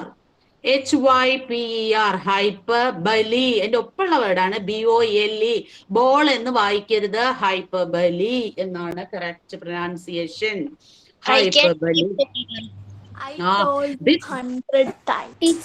I have told you 100 times, million times. നിങ്ങൾക്ക് ഒന്നുകൂടി എക്സാജറേറ്റ് ചെയ്ത് പറയാം. പറയൂ. ഒരു ഡൗട്ട് ഉണ്ട്. അപ്പൊ I want to eat like a bird പറയുമ്പോ അത് സിമിലി ആവില്ലേ? അതൊരു ചോദ്യാണ്. I want to eat like a bird എന്ന് പറയുമ്പോ ഈറ്റിനെയാണ് അവിടെ പറയുന്നത്. ഈറ്റ് എന്നുള്ള വേർഡാണ് അവിടെ. ഈറ്റ്, ഞാൻ പക്ഷിയെ പോലെ തിന്നുക എന്നാണ് പറയുന്നത്. ഈ പക്ഷിയെ പോലെ തിന്നുക എന്നുള്ള ഒരു കാര്യമല്ലേ അവിടെ പറയുന്നത്? ഈറ്റിംഗ് ആണ്. ഭക്ഷണം കഴിക്കുന്ന ഒരു കാര്യമാണ് പറയുന്നത്. സിമിലിക്ക് എപ്പോഴും ഒരു എന്താ പറയാ, ING ചേർക്കും. എല്ലാ സമയത്തും ഒരു വെർബിനെ മിക്കവാറും പറയാൻ സാധ്യത കുറവാണ്, പക്ഷെ ഞാൻ സിമിലിയുടെ സമയത്ത് അത് പറഞ്ഞു. അത് രണ്ടിനും അപ്ലിക്കബിൾ ആണ് എന്ന് പറയാം നമുക്ക്. പക്ഷെ ഏറെക്കുറെ സിമിലിക്ക് പ്രത്യേകത എന്താ വെച്ചാൽ ഒരു നൗണിനെയാണ് വേറൊരു നൗണിനോട് അധികവും അതിനെ കമ്പയർ ചെയ്യുക, ഏറെക്കുറെ. പക്ഷെ ഹൈപ്പർബലിക്ക് എക്സാജറേറ്റ് ചെയ്യുന്ന ഒന്നാണ് അത്. നിങ്ങൾക്ക് ഇങ്ങനെ ഭയങ്കരമായ കൺഫ്യൂഷൻ ഉണ്ടാക്കണമെന്ന് പരീക്ഷയ്ക്ക് ചോദിക്കില്ലായിരിക്കും, പക്ഷെ ഇത് രണ്ടിനും ആപ്ലിക്കബിൾ ആണ്. സിമിലിയും ഹൈപ്പർബലിക്കും ആപ്ലിക്കബിൾ ആണ് ഇത്. പക്ഷേ സിമിലി, അതായത് രണ്ട് നൗണുകൾ തമ്മിലാണ് സിമിലിയെ കൂടുതലും കമ്പയർ ചെയ്യാൻ ഉപയോഗിക്കുക. പറഞ്ഞ മനസ്സിലായോ? ഐസ് തണുത്തത്, റെഡ് റോസ്, അങ്ങനെ ഉള്ള കാര്യങ്ങൾ പറയും. പക്ഷെ ഇത് രണ്ടും ഈക്വൽ തന്നെയാണ് കേട്ടോ, രണ്ടിനും ആപ്ലിക്കബിൾ ആണ് ഇത്. കറക്റ്റ് ആണ് ചോദ്യം. അപ്പൊ ഹൈപ്പർബലി എന്ന് പറയാം. പക്ഷെ ഒരു എക്സാജറേഷൻ ആണെങ്കിൽ അത് ഇതാണ്. ലൈക്ക് എന്നുള്ളത് കൊണ്ട് മാത്രം ഒരു വേർഡ് സിമിലി ഉണ്ടാവില്ല. ഞാൻ പറഞ്ഞു മീനിങ് കൂടി നോക്കണം. പക്ഷെ ഇത് രണ്ടിനും, ഈ വാക്കുണ്ടല്ലോ ഇറ്റ് ലൈക്ക് എ ബേർഡ് എന്ന് പറയുന്നത് ഒരു സിമിലി തന്നെയാണ്. സിമിലിയോടും അത് അതിന് ഇതുണ്ട് കേട്ടോ, അതിനൊരു ബന്ധമുണ്ട്. ഈ പരീക്ഷയ്ക്ക് നിങ്ങൾ ഇതുപോലെ ഒരേ സമയം നിങ്ങൾ കൺഫ്യൂഷൻ ആക്കാൻ ചോദിക്കില്ല കേട്ടോ. പക്ഷെ ഇതുപോലെയുള്ള വാക്കുകൾ മീനിങ് നോക്കണം.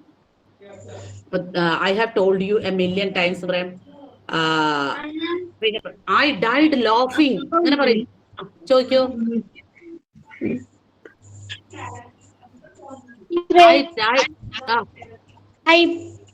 ഹൈപ്പർബലെ അതൊന്നുകൂടി പറഞ്ഞുതരുമോ? ഹൈപ്പർബലി എന്ന് പറഞ്ഞാൽ എക്സാജറേഷൻ ആണ്. ഞാൻ പറഞ്ഞുകൊണ്ടിരിക്കുകയാണ്, കംപ്ലീറ്റ് ആയിട്ടില്ല. ഹൈപ്പർബലി എന്ന് പറഞ്ഞാൽ എപ്പോഴും നമ്മൾ എക്സാജറേറ്റ് ചെയ്ത് പറയുക, ഉള്ളതിനെ പെരുപ്പിച്ച് പറയുന്നതാണ് ഹൈപ്പർബലി. അതായത് ഇപ്പൊ ഞാൻ പറയാം, ചിരിച്ചു മരിച്ചു, ഐ ഡൈഡ് ലാഫിങ്. ശരിക്കും ചിരിച്ചാണ്ട് മരിക്കില്ലല്ലോ, ചിരിച്ചാരെങ്കിലും മരിക്കോ? ഇല്ല. പക്ഷെ നമ്മൾ ഇതിനെ എക്സാജറേറ്റ് ചെയ്ത് കൂട്ടി പറയാണ്. അപ്പൊ കൂട്ടി പറയുന്നതാണ് ഇത്.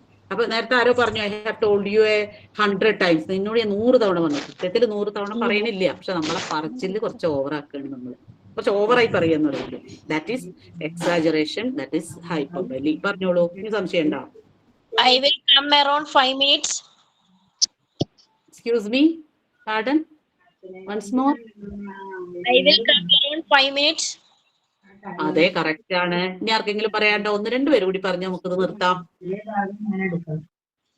My bag weighs of a ton. My bag weighs a ton. ശരിയാണ്, 1 ടണ്ണ് കനുണ്ട് എന്റെ ബാഗ്. ശരിക്കും 1 ടൺ ഉണ്ടായിട്ടില്ല, പക്ഷേ നമ്മളെ എക്സാജറേറ്റ് ചെയ്ത് പറയുന്നതാണ്. അപ്പൊ എല്ലാവർക്കും മനസ്സിലായല്ലോ? ഇനി എന്തെങ്കിലും ഇനി ക്ലാരിഫിക്കേഷൻ വേണം? ചോദിക്കൂ.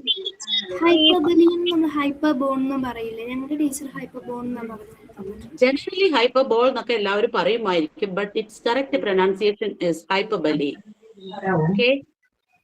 ഓക്കെ, ഇനി തെറ്റിക്കണ്ട. Hyperbole, it is the correct word.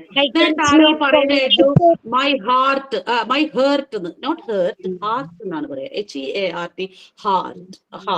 Heart എന്ന് പറഞ്ഞാൽ HURT. ഹേർട്ട് എന്ന ഒരാളെ മുറിപ്പെടുത്ത, അങ്ങനെയുള്ള മീനിങ് ഉണ്ടല്ലോ, മുറിപ്പെടുത്ത, ഹേർട്ടിങ്. ഇറ്റ്സ് ഹേർട്ടിങ് എന്ന് പറയും. അപ്പോ അങ്ങനെ നമ്മൾ ചില കാര്യങ്ങളില്ല, നമുക്ക് ഫുള്ള് ഇംഗ്ലീഷ് ആക്സന്റ് ഒന്നും കിട്ടില്ല, പക്ഷെ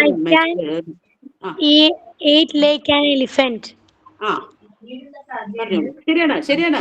അതൊക്കെ, അതിലൊക്കെ ഒരു ഹൈപ്പർബലി ഉണ്ട്, ഒരു എക്സാജറേഷൻ ഉണ്ട്.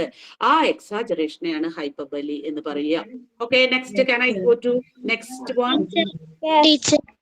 ടീച്ചർ റീഫ്രെയിന്റെ ഒരു എക്സാമ്പിൾ ഉണ്ടാവോ? എന്ത് റിഫ്രെയിന്റെ എക്സാമ്പിളോ? റിഫ്രെയിന്റെ എക്സാമ്പിൾ എന്താണെന്നറിയോ?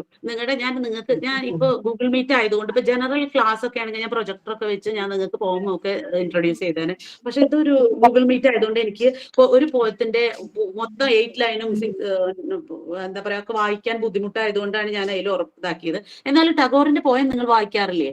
നിങ്ങൾ വായിച്ചതല്ലേ? നിങ്ങൾ അത് പഠിച്ചതല്ലേ? സോ അതിൽ ഫസ്റ്റ് ലൈനില്ലേ, എന്താ ഫസ്റ്റ് ലൈൻ? ഞാൻ ചോദിച്ചല്ലോ നിങ്ങളോട്, എന്ത് പറയൂ? And in wonder and amazement. ആ ലൈന് അവിടെ റിഫ്രെയിൻ ആണ്. കുറെ എല്ലാ സ്റ്റാൻസയിലും അത് റിപ്പീറ്റ് ചെയ്ത് വരുന്നുണ്ട്. എല്ലാ സ്റ്റാൻസയിലും റിപ്പീറ്റ് ചെയ്തിട്ട് ഒരേ ലൈന് തന്നെ വരികയാണെന്നുണ്ടെങ്കിൽ അത് റിഫ്രെയിൻ ആണ്. ഞാൻ എന്നിട്ട് അതിന് എക്സാമ്പിൾ പറഞ്ഞു. ഓൺ ദ എക്കോയിങ് ഗ്രീൻ എന്നുള്ള ഒരു പോം ഉണ്ട്, അതിൽ ഈ ലൈൻ ഇങ്ങനെ ഇടയ്ക്ക് റിപ്പീറ്റ് ചെയ്യുന്നുണ്ട്. ഓക്കെ, റിപ്പീറ്റ് ചെയ്ത് വരുന്ന അതാണ് റിഫ്രെയിൻ. റീ എന്ന് പറഞ്ഞ റിപ്പീറ്റിംഗ്. റിപ്പീറ്റ് ചെയ്ത് വരുന്ന ഫ്രേസസ് ആവാം, ലൈൻ ആവാം. അതിനെയാണ് റിഫ്രെയിൻ എന്ന് പറയുക. Okay, right? സംശയമുണ്ടോ? ഇനി അടുത്തേക്ക് പോട്ടെ. വേഗം ഞാൻ പറഞ്ഞു വേഗം ഒന്ന് പറഞ്ഞു പോട്ടെ. ഇനി നിങ്ങൾക്ക് ഒരു ചോദിക്കാൻ അറിയില്ല, എന്നാൽ ജസ്റ്റ് ഒന്ന് പറഞ്ഞിട്ട് പോ. ഓക്സിമോറോൺ എന്ന് പറയും. Oxymoron OXYMORON.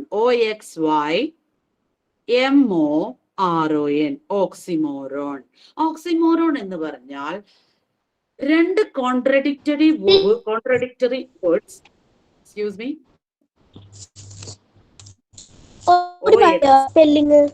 Oxymoron. OXY, oxygen എന്നുള്ളതിലെ OXY, ഓക്സിമോറോൺ, MORON. ഓക്സിമോറോൺ എന്ന് പറഞ്ഞാൽ two contradictory words makes a new word. രണ്ട് കോൺട്രഡിക്ടറി വേർഡ് ഒരു പുതിയ വേർഡ് ഉണ്ടാക്കുകയാണ്. മലയാളത്തിൽ ഏറ്റവും എളുപ്പത്തിൽ പറയാൻ നിങ്ങൾക്ക് മനസ്സിലാക്കാൻ പറ്റും. വേർഡ് കാണാണ്ടല്ലോ അല്ല, മലയാളത്തിൽ പറയുമ്പോൾ നിങ്ങൾക്ക് പെട്ടെന്ന് മനസ്സിലാവും ഭയങ്കര ഭംഗിയാണ്. ഭംഗി എന്നുള്ളതിനെ പറയാൻ ആരെങ്കിലും ഭയങ്കര എന്ന് ഉപയോഗിക്കുമോ? ഇല്ല. പക്ഷെ ഭയങ്കര അവിടെ ഉപയോഗിക്കുമ്പോൾ അത് നല്ല ഭംഗിയുണ്ട്, എക്സ്ട്രീംലി ബ്യൂട്ടിഫുൾ എന്നുള്ളതല്ലേ അർത്ഥം അതിന്റെ. അതുപോലെയാണ് ഇങ്ങനെ രണ്ട് കോൺട്രഡിക്ടറി വേർഡ്സ് ഉണ്ടാക്കുന്നതാണ് ഓക്സിമോറോൺ. മനസ്സിലായോ? അതാണ് ടെറിബിൾ ബ്യൂട്ടി എന്ന് വളരെ ഫേമസ് ആയിട്ട് ഇംഗ്ലീഷിൽ WB Yeats എന്ന് പറയുന്ന ഒരു പോയറ്റ് എഴുതിയ വാക്കാണ് ടെറിബിൾ ബ്യൂട്ടി എന്നുള്ള വേർഡ്. എനിക്ക് പെട്ടെന്ന് ഓർമ്മ വന്നത് അതാണ്. ടെറിബിൾ ബ്യൂട്ടി, ഭയങ്കര ഭംഗി എന്ന് പറഞ്ഞില്ലേ, അതുപോലെ ടെറിബിൾ ബ്യൂട്ടി. ടെറിബിൾ എന്നുള്ള ബ്യൂട്ടിയുടെ ഒപ്പം നിർത്താൻ പറ്റില്ല. പക്ഷേ നമ്മൾ പോയറ്റിക് ബ്യൂട്ടിക്ക് വേണ്ടി നമ്മൾ കൊടുക്കുന്ന ഒന്നാണ് ഇതുപോലുള്ള oxymoron. Seriously funny, she is seriously funny, all my friends are seriously funny എന്ന് പറയും. Its taste is bitter sweet. It's an open secret. It's an open secret. There is a small crowd. That oxymoron ആണ്. Smiling killer. Correct ആണ്. Smiling killer. Yes, smiling killer. ഇനി വല്ലവർക്കും പറയാനുണ്ടോ? അപ്പൊ ഇതൊക്കെ എഴുതി വെച്ചോളൂ, നോട്ട് ചെയ്ത് വെച്ചോളൂ. നെക്സ്റ്റ് വളരെ പ്രധാനപ്പെട്ട ഒന്നിലേക്കാണ് ഞാൻ പോണത്. ഇനി ഇതാണ് അടുത്തതാണ് ഇമേജറി. ഞാൻ അതോടെ നിർത്തുകയാണ് കേട്ടോ, കാരണം ഇനി ഇത് പോയി കഴിഞ്ഞാൽ നിങ്ങൾക്ക് മറ്റു പാർട്ടുകളിലേക്ക് വരാൻ സമയം കിട്ടില്ല.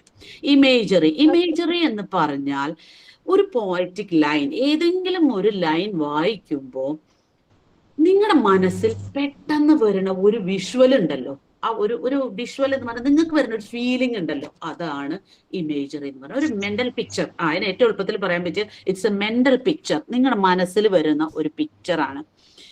ഇപ്പൊ ഫോർ എക്സാമ്പിൾ എന്താ പറയാ, നിങ്ങളോട് പറയും the sky smiled. For example, the sky smiled with its lights, with sunlight എന്നൊക്കെ പറയുമ്പോ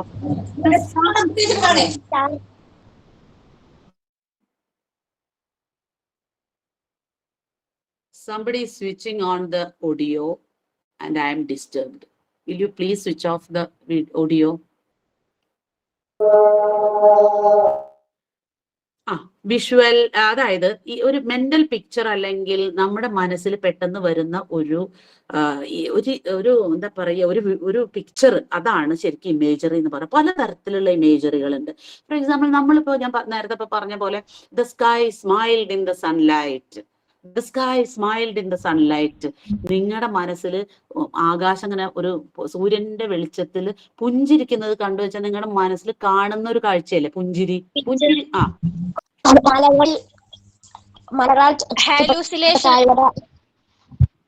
One at a time. Please try one at a time. Okay. Hallucination ആണോ? അല്ല, hallucination is not this.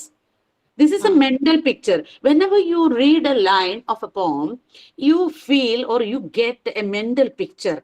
I am just coming to that point. Please listen. No, just let me complete it.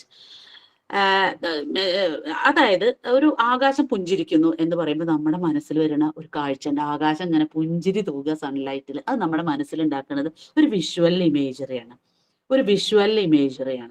പക്ഷേ എന്നാൽ അതേ സമയം ഒരു line വായിക്കുമ്പോൾ എല്ലാ ലൈനുകളിലും poetic ലൈനുകളിലും imagery ഉണ്ടാവും, മിക്കവാറും എല്ലാത്തിലും. ആ ഇമേജറി കൊണ്ടാണ് ആ ഒരു പോം നിലനിൽക്കുന്നത് തന്നെ. അതാണ് നമ്മളെ തൊടുന്നത്, നമ്മുടെ ടച്ച് ചെയ്യണത് അതാണ്. അപ്പൊ ഒരു ടീച്ചർ ഫെദർ ടച്ച്. പറയട്ടെ, ഞാൻ ഒന്ന് ഇതാണ് ചോദിക്കണമെങ്കിൽ ഞാൻ ഒരു 4 വരിയും കൂടി ഒന്ന് പറഞ്ഞോട്ടെ. ചില സമയത്ത് നമ്മൾ പറയും it touched me as A feather. അപ്പൊ നമ്മളെ മനസ്സിൽ എന്ത് ഇമേജറി തോന്നുക, അതിങ്ങനെ ടച്ച് ചെയ്യുന്നതാണ് തോന്നുക. It is A high school touch എന്ന് പറയുമ്പോൾ നമ്മുടെ മനസ്സിൽ ഒരു ഹൈസ്കൂൾ, നമ്മുടെ കയ്യിൽ ആരോ ഒരു ഹൈസ്കൂൾ ടച്ച് വരുന്ന പോലെ തോന്നും. അതൊരു ഇമേജറിയാണ്. അത് ടാക്ടൈൽ ഇമേജറി എന്നാണ് പറയാ. Tactile imagery, tactile means touching. ആ ടച്ച് ചെയ്യുന്ന ഇമേജറിയാണ് നമുക്ക് തോന്നുക. ചില സമയത്ത് സ്പെല്ലിംഗ് പറയണോ? TACTILE, TACTILE, tactile imagery. ഇതൊരു ഫെദർ ടച്ച് ആണ്, ഹൈസ്കൂൾ ടച്ച് ആണ് എന്നൊക്കെ പറയാം. The rain, I got wet when in the heavy downpour. In the heavy downpour I got wet. ഞാൻ നനഞ്ഞു പോയി ആ ഹെവി ഡൗൺപോറിൽ എന്ന് പറയാം.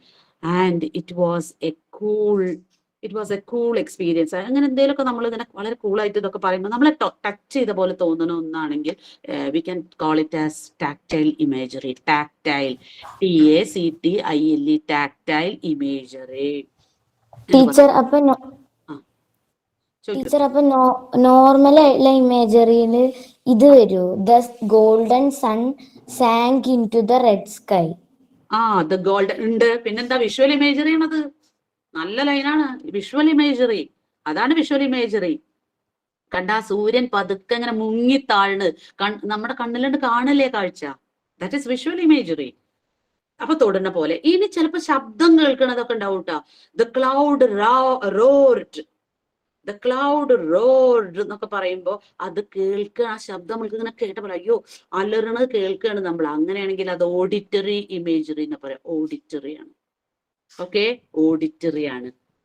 ഇങ്ങനെയുണ്ട്. ഇനി നല്ല സ്മെല്ല്, ബിരിയാണി സ്മെൽ, അല്ലെങ്കിൽ എന്താ പറയാ നല്ല പുതുമണ്ണിന്റെ മണം, അല്ലെങ്കിൽ എന്തെങ്കിലുമൊക്കെ ആയിട്ട് സ്മെല്ലുമായിട്ട് ബന്ധപ്പെട്ടതാണെങ്കിൽ ഓൾഫാക്ടറി ഇമേജറി ആണ്. Olfactory imagery, OLFACTORY, olfactory imagery.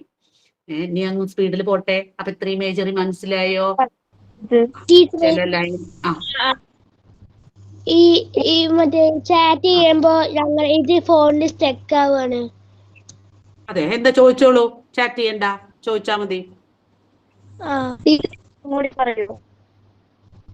അപ്പൊ ഇമേജറികൾ മനസ്സിലായോ? നമ്മുടെ മനസ്സിൽ വരുന്ന ഒരു നല്ല മെന്റൽ പിക്ചറാണ് ഇമേജറി എന്ന് പറയുന്നത്. മനസ്സിൽ എന്താണോ വരുന്നത്, നല്ലൊരു വിഷ്വൽ വരുന്നുണ്ടോ, വിഷ്വൽ ഇമേജറിയാണ്. എന്നാൽ ചിലത് നമ്മൾ എക്സ്പീരിയൻസ് നമ്മൾ ഫീൽ ചെയ്യുന്ന പോലെ ടച്ചിങ് ആണെങ്കിൽ അത് ടാക്ടൈൽ ഇമേജറിയാണ്. ചിലത് ഇങ്ങനെ കേൾക്കുന്ന ഭാഗത്തായിരിക്കും, അത് ഓഡിറ്ററി ഇമേജറിയാണ്. ചിലത് ഓൾഫാക്ടറി ആയിരിക്കും, അത് സ്മെല്ലുമായി ബന്ധപ്പെട്ടതാണ്. ഇങ്ങനെയുള്ള അതൊക്കെയാണ് ജനറലി ഇമേജറികൾ. അപ്പോ ഇത് നമുക്ക് നിർത്താം. ഇമേജറി കുഴപ്പമില്ലല്ലോ. പോട്ടെ, അടുത്തതിലേക്ക് പോട്ടെ. ഇനി പിന്നെ പണ്ടൊക്കെ ഇന്റേണൽ റൈം ഒക്കെ ചോദിച്ചിരുന്നു. പക്ഷെ ഇപ്പോഴത്തെ ഇതില് ഇന്റേണൽ റൈം എന്ന് പറഞ്ഞാൽ നിങ്ങൾക്ക് അറിയാലോ, ഇന്റേണൽ ഒരു ലൈനിൽ തന്നെ റൈമിംഗ് വേർഡ് വരിക. ഒരു ലൈനിൽ ഇപ്പൊ internal rhyme, I drove myself to the lake and dove into the water. ഇപ്പൊ ഒരു ലൈനില് I drove, ഉള്ളില് അതായത് ഒരു ലൈൻ, ഞാൻ പറയുന്ന ലൈന് കേൾക്കുന്നുണ്ടോ? I drove myself to the lake, ഒരു വരി. അടുത്ത് and dove into the water. I drove myself to the lake and dove into the water. 2 ലൈനാണ്. drove എന്നുള്ളതും dove എന്നുള്ളതും 2 ഉള്ളിൽ തന്നെ വന്നു. അതായത് ലൈനിന്റെ അറ്റത്തല്ല വരുന്നത്, ആ ടിപ്പ് ഓഫ് ദ അല്ലെങ്കിൽ എൻഡ് ഓഫ് ദ ലൈൻ അല്ല റൈമിംഗ് വേർഡ്.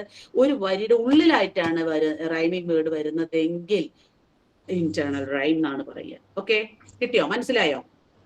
ടീച്ചറെ വേർഡ് ഒന്നും കൂടി പറയാൻ പറ്റുമോ? Internal rhyme.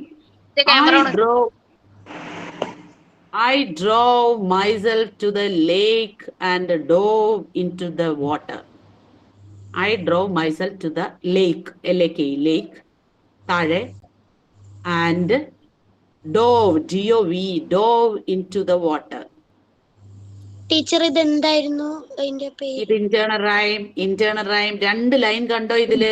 റോം എന്നുള്ളതും ഡോം എന്നുള്ളതും അതിൽ റൈമിംഗ് വേർഡ് ആണ്. പക്ഷെ അത് ലൈനിന്റെ എൻഡിലല്ല, പകരം 2 ലൈനിന്റെ ഇടയിലായിട്ടാണ് വരുന്നത്. അങ്ങനെ വരുന്നത് ഇന്റേണൽ റൈം എന്നാണ് പറയുക. ഓക്കെ, ഫസ്റ്റില് വരുമോ? എങ്ങനെ? മിഡിലല്ലേ വരിക? അതെ, മിഡില്. അതായത് സാധാരണ റൈമിംഗ് എൻഡിലാണ് വരിക. കേട്ടില്ല, മനസ്സിലായില്ല. ഹലോ ആ ലിറിക്സ് പറയാൻ പറയാം. I drove myself to the lake. I drove, DROV എഴുതി വെച്ചോളൂട്ടാ. I drove myself to the lake and dove into the water. ആ ഡ്രൈവും ഡോവും അണ്ടർലൈൻ ചെയ്യൂ. Drive and dove. Please underline that words. Drove, dough.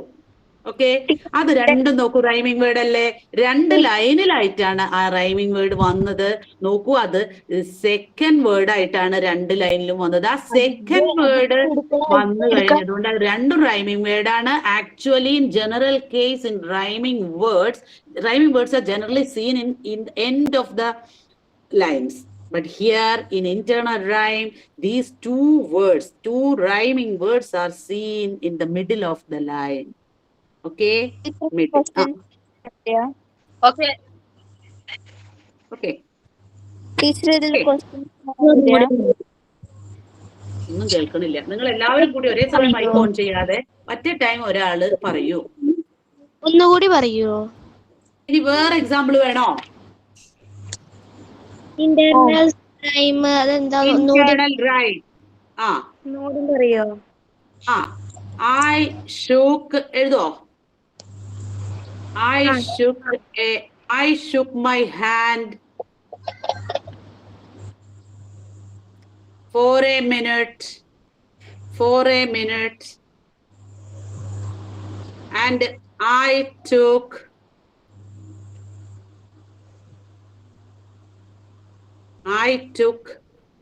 some sand in my hand. I shook my hand for a minute. എഴുതിയോ? And I took some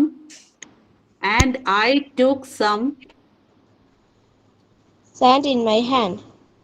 sand in my hand. ഇതില് rhyming word പറയും. First കാണുന്നത് shook ചുക്ക്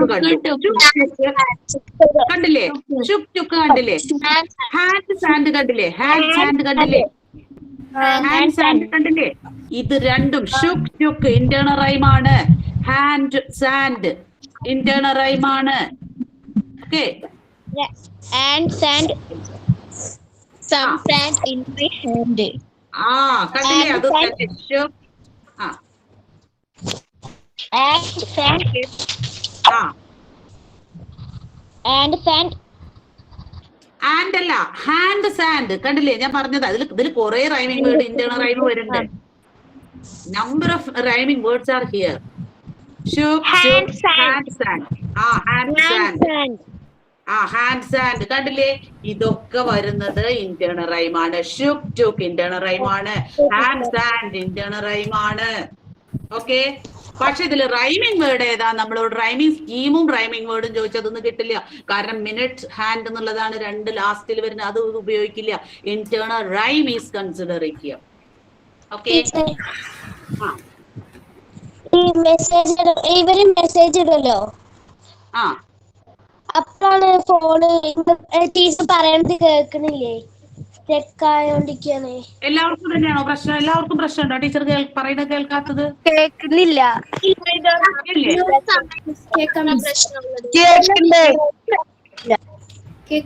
കേൾക്കാത്ത പ്രശ്നമുണ്ടോ? Teacher മാറണോ? എന്താ വേണ്ട പറയൂ.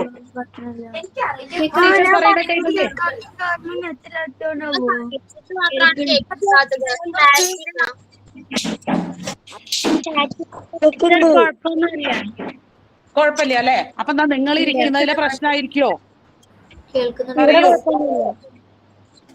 ഇപ്പൊ കേക്കുണ്ടോ? Am I clear? കേൾക്കണുണ്ട് അല്ലേ? എന്നാ പറയട്ടെ ഇന്റേണൽ റൈം എന്താന്ന് മനസ്സിലായോ?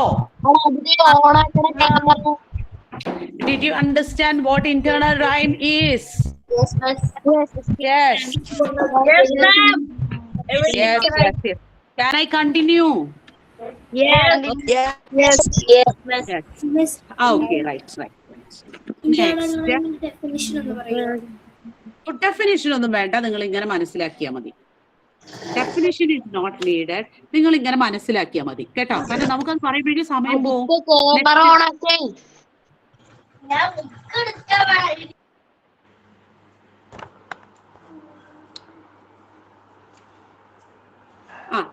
ഇനി ആവശ്യമില്ലാതെ നിങ്ങൾ ആരും ക്യാമറയിൽ കളിച്ചോണ്ടിരിക്കാതെ. ഞാൻ അങ്ങനെയാണെങ്കിൽ ഒരു കാര്യം ചെയ്യാം, നമുക്ക് ക്ലാസ് അല്ലെങ്കിൽ ഞാൻ ഇവിടുന്ന് ആരാണ് ഇനി പ്രശ്നം വെച്ചാൽ അവരെ ഞാൻ നിന്ന് കളയും, റിമൂവ് ചെയ്യും.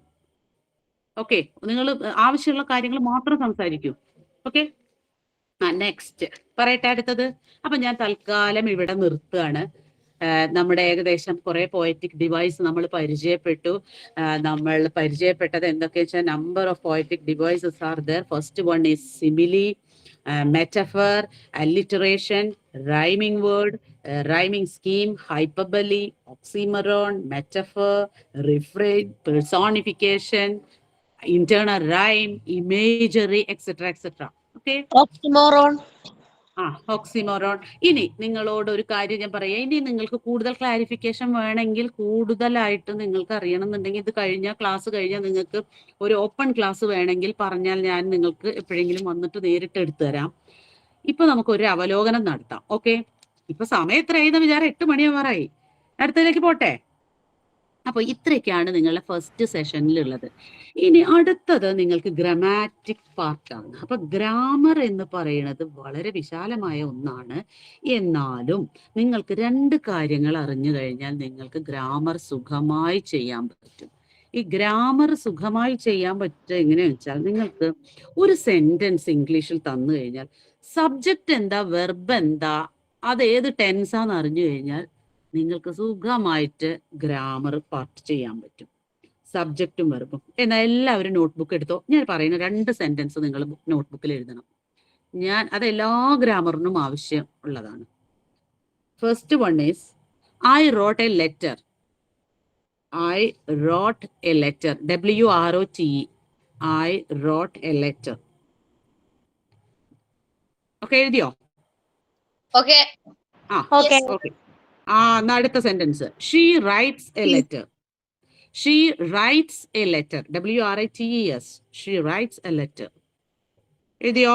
Yes. നീ പറയട്ടെ. Okay. ഇതില് ഈ 2 സെന്റൻസിനെയും ബേസ് ചെയ്തിട്ടാണ് ഇനി ഞാൻ പറയുന്ന എല്ലാ കാര്യങ്ങളും. I wrote a letter എന്ന് പറഞ്ഞാൽ ഞാൻ ഒരു കത്ത് എഴുതി. Okay, she writes a letter. 2 sentence എഴുതി. ഇതില് ഫസ്റ്റ് സെന്റൻസിൽ ഏതാണ് സബ്ജക്ട്, ഏതാണ് വെർബ് എന്ന് നിങ്ങൾക്ക് പറയാൻ പറ്റും? ഞാൻ ഫുൾ റേഞ്ചിലാണ് ഇരിക്കുന്നത്. നിങ്ങൾ റേഞ്ച് ഉണ്ടാവില്ല.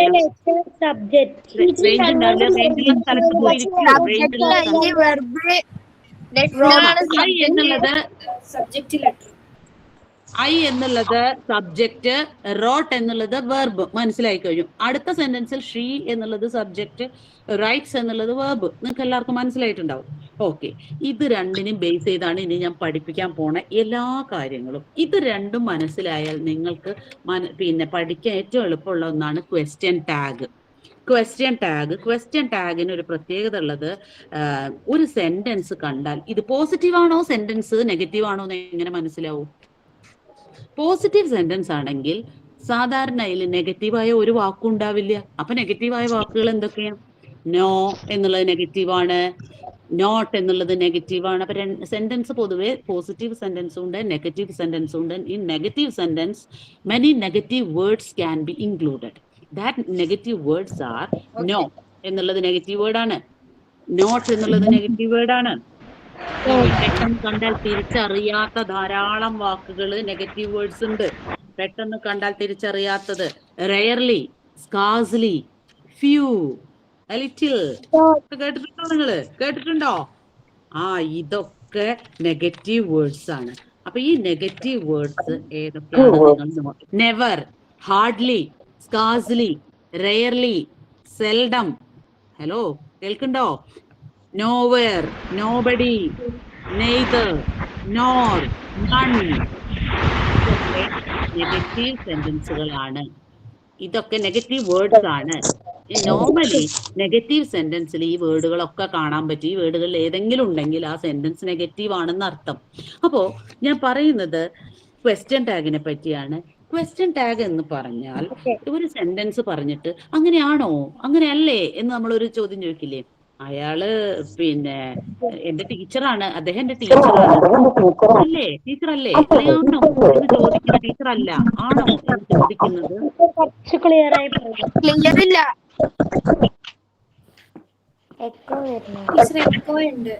എക്കോ വരുന്നത് എങ്ങനെയാ? നിങ്ങളൊക്കെ ഓഡിയോ ഓൺ ചെയ്യുമ്പോഴാണ്. ഓഡിയോ എല്ലാവരും ഒന്ന് ഓഫ് ചെയ്തേ. ഓഡിയോ എല്ലാവരും ഒന്ന് ഓഫ് ചെയ്തേ.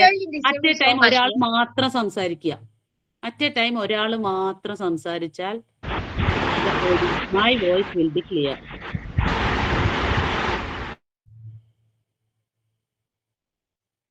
ഇപ്പൊ ഞാൻ പറയുന്നത് കേൾക്കുന്നുണ്ടോ? യെസ് എന്നുള്ളത് കമന്റ് ബോക്സിൽ ഇട്ടാൽ മതി. ഇപ്പൊ ഞാൻ പറയുന്നത് ക്ലിയർ ആയിരിക്കും. ഇപ്പൊ ഞാൻ പറയുന്നത് ഇനി ആരും വീഡിയോ ഓൺ ചെയ്യരുത്. കാരണം അതാണ് ഞാൻ സ്ഥിരമായി പറഞ്ഞുകൊണ്ടിരിക്കുന്നത്. വീഡിയോ ഓൺ ചെയ്താൽ ക്ലിയർ ആവില്ല. നിങ്ങളുടെ ഓഡിയോയും ക്ലിയർ ഒന്നും ആവില്ല. പക്ഷെ ഞാൻ പറയുന്നത് ശ്രദ്ധിച്ച് കേട്ട് നിങ്ങൾക്ക് മനസ്സിലാവാത്ത മാത്രം ചോദിക്കാൻ നിങ്ങൾ ഓഡിയോ ഓൺ ചെയ്യാം. ഓക്കെ. ഇനി അപ്പൊ ക്വസ്റ്റ്യൻ ടാഗ് എന്ന് പറഞ്ഞാൽ ഒരു സെന്റൻസ് പറഞ്ഞു കഴിഞ്ഞാൽ പിന്നീട് ആണോ, അല്ലേ, അങ്ങനെയല്ലേ എന്നൊക്കെ ചോദിക്കാൻ ഉപയോഗിക്കുന്ന ഒരു വാല് നമ്മൾ ഉപയോഗിക്കേണ്ടത്. That is tag. അപ്പൊ ക്വസ്റ്റ്യൻ ടാഗിൽ സെന്റൻസ് പോസിറ്റീവ് ആണെങ്കിൽ ക്വസ്റ്റ്യൻ ടാഗ് നെഗറ്റീവ് ആയിരിക്കും. സെന്റൻസ് നെഗറ്റീവ് ആണെങ്കിൽ ക്വസ്റ്റ്യൻ ടാഗ് എന്തായിരിക്കും? പോസിറ്റീവ് ആയിരിക്കും. അപ്പൊ ഇങ്ങനെ വരികയാണെങ്കിൽ എങ്ങനെ? ഫോർ എക്സാമ്പിൾ, അപ്പൊ നിങ്ങൾക്ക് സെന്റൻസ് പോസിറ്റീവ് ആണോ നെഗറ്റീവ് ആണോ എന്ന് അറിയാൻ അതിലെ വാക്കുകൾ ശ്രദ്ധിക്കണം. അപ്പോ സെന്റൻസ് പോസിറ്റീവ് സെന്റൻസ് ആണെങ്കിൽ നോന്നോ, നോട്ടെന്നോ, അല്ലെങ്കിൽ സ്കാർസ്ലി, നെവർ, നൈതർ, നോർ, അതുപോലുള്ള റെയർലി, സെൽഡം, ഇതൊന്നും ഉണ്ടാവില്ല. അങ്ങനെയുള്ള sentence. For example, he is happy. He is happy എന്നുള്ളത് ഒരു പോസിറ്റീവ് സെന്റൻസ് ആണ്. ഹി ഈസ് ഹാപ്പി എന്നുള്ള പോസിറ്റീവ് ആണ്. അതിലെ വെർബ് ഏതാ? ഹി ഈസ് ഹാപ്പി എന്നുള്ളത് ഈസ് എന്നാണ്, നമുക്കറിയാം. ഇതൊരു പോസിറ്റീവ് സെന്റൻസ് ആണ്. ഞാൻ ടാഗ് എഴുതാൻ പോവാണ്. നിങ്ങൾക്ക് അറിയുന്നത് തന്നെയാണ്. Isn't he, isn't he. ഇനി they are not listening to the class, അത് നെഗറ്റീവ് സെന്റൻസ് ആണ്. കാരണം നോട്ട് വന്നു അവിടെ. ഉടനെ എനിക്ക് എഴുതാൻ പറ്റും അതിന്റെ ക്വസ്റ്റ്യൻ ടാഗ് ആർ ദേ. ഇനി ഞാൻ ചോദിക്കട്ടെ, നിങ്ങൾ എഴുതിയ സെന്റൻസിലെ ഫസ്റ്റ് സെന്റൻസ് എന്തായിരുന്നു? അതിനൊരു ക്വസ്റ്റ്യൻ ടാഗ് ആരുണ്ടാക്കും? I wrote a letter. Wrote എന്നതിനെ മുറിക്കണം. പാസ്റ്റ് ടെൻസ് ആണ് റോട്ട് എന്നുള്ളത്. Didn't I. Very good.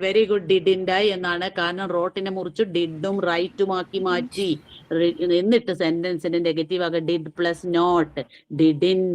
Didn't contracted form എഴുതണം. ഡിഡിന്റ് ഐ സബ്ജക്റ്റ് എന്ന് എഴുതാം. Didn't I. പറ്റില്ല. Never. Didn't I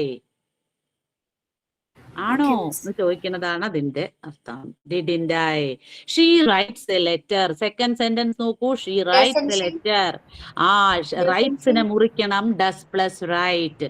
does plus write കൊടുത്താൽ പിന്നെ ഒരു നോട്ട് കൂടി ചേർക്കുക. Doesn't she. അപ്പൊ നിങ്ങൾക്ക് അത് അറിയാം. അപ്പൊ സാധാരണ സെന്റൻസ് എന്ന് വെച്ചാൽ അസർട്ടീവ് സെന്റൻസ് ആണ്. അസർട്ടീവ് സെന്റൻസ് പറഞ്ഞാൽ സാധാരണ നമ്മളൊരു കാര്യം പറയുന്നത്. She is a teacher. She goes to market. they are dancing, we are dancers എന്നൊക്കെ പറയുന്ന സാധാരണ സെന്റൻസ് ഒക്കെ അസർട്ടീവ് സെന്റൻസ് ആണ്. അതിലൊക്കെ സാധാരണ പോലെ ഇതുപോലെ തന്നെയാണ്, നിങ്ങൾ ഇപ്പൊ പറഞ്ഞ പോലെ തന്നെയാണ് ക്വസ്റ്റ്യൻ ടാഗ് ഉപയോഗിക്കുക. പക്ഷേ ചില സെന്റൻസ് ഉണ്ടാവും, അതായത് ഇംപെരറ്റീവ് സെന്റൻസ് എന്ന് പറയുന്ന ഒരു സെന്റൻസ് കേട്ടിട്ടുണ്ടോ നിങ്ങൾ? ഇംപെരറ്റീവ് സെന്റൻസ് ആണ്. ഓർഡർ ചെയ്യുക, കമാൻഡ് ചെയ്യുക, അങ്ങനെയുള്ള സെന്റൻസ് ആണ് എന്ത്? ഈ ഇംപെരറ്റീവ് സെന്റൻസ്. അങ്ങനെയുള്ള ഇംപെരറ്റീവ് സെന്റൻസിന് എപ്പോഴും ഉപയോഗിക്കുക. സ്റ്റോപ്പ് ടോക്കിംഗ് എന്നൊക്കെ പറയില്ലേ? Will you please open the window എന്നൊക്കെ ചോദിക്കുന്ന ഇംപെരറ്റീവ് സെന്റൻസിന് ഒറ്റ തരത്തിലെ ടാഗ് എഴുതൂ. വിൽ യു കണ്ടോ, വിൽ യു എന്ന് മാത്രമേ കൊടുക്കൂ. Stop talking, will you give me a pen please, will you. അതാണ് അതിന്. ഇനി ഞാൻ കൂടുതൽ പറയുന്നില്ല, മനസ്സിലായിണ്ടാവും എന്ന് വിചാരിക്കുന്നു. ഇനി അടുത്ത ഒരു തരം സെന്റൻസ് ആണ് ലെറ്റ് ഉപയോഗിക്കുന്നത്. Let's go for a walk. ഇതിനെങ്ങനെ let's go for a walk, ഒന്ന് നടക്കാൻ പോയാലോ നമുക്ക് എന്ന് ചോദിക്കുന്നതിന് എപ്പോഴും ടാഗ്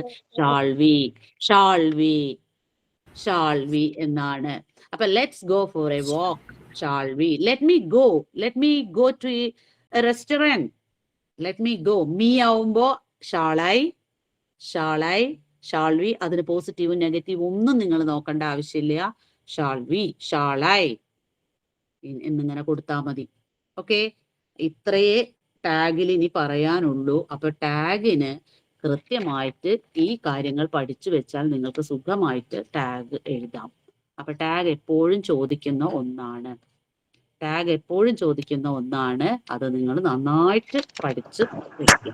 ഓക്കെ, ഇനി നിങ്ങളോട് ചോദിക്കുന്നതാണ്, പിന്നെ നിങ്ങൾ കുറച്ച് സിംഗുലർ വേർഡും പ്ലൂരൽ വേർഡൊക്കെ കണ്ടെത്തണം കേട്ടോ.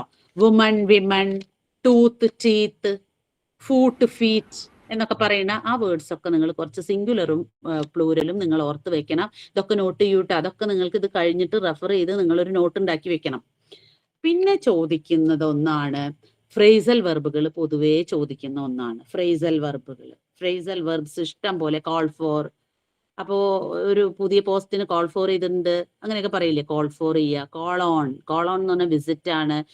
Come across, I came across my friend എന്നൊക്കെ പറയാം. I came across my friend after a long time എന്നൊക്കെ പറയാം. കം അക്രോസ്, അതെ, കം അക്രോസ് ആണ് മീറ്റ് ചെയ്യുക.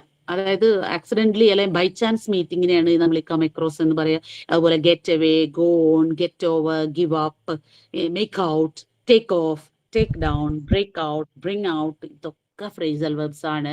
ഫ്രേസൽ വെർബുകൾ നിങ്ങൾ നന്നായി പഠിച്ചു വെക്കണം. അടുത്തത് പ്രിപ്പോസിഷൻ ആണ്. പ്രിപ്പോസിഷൻ എഴുതിക്കോളൂ കേട്ടോ, എൻ്റെ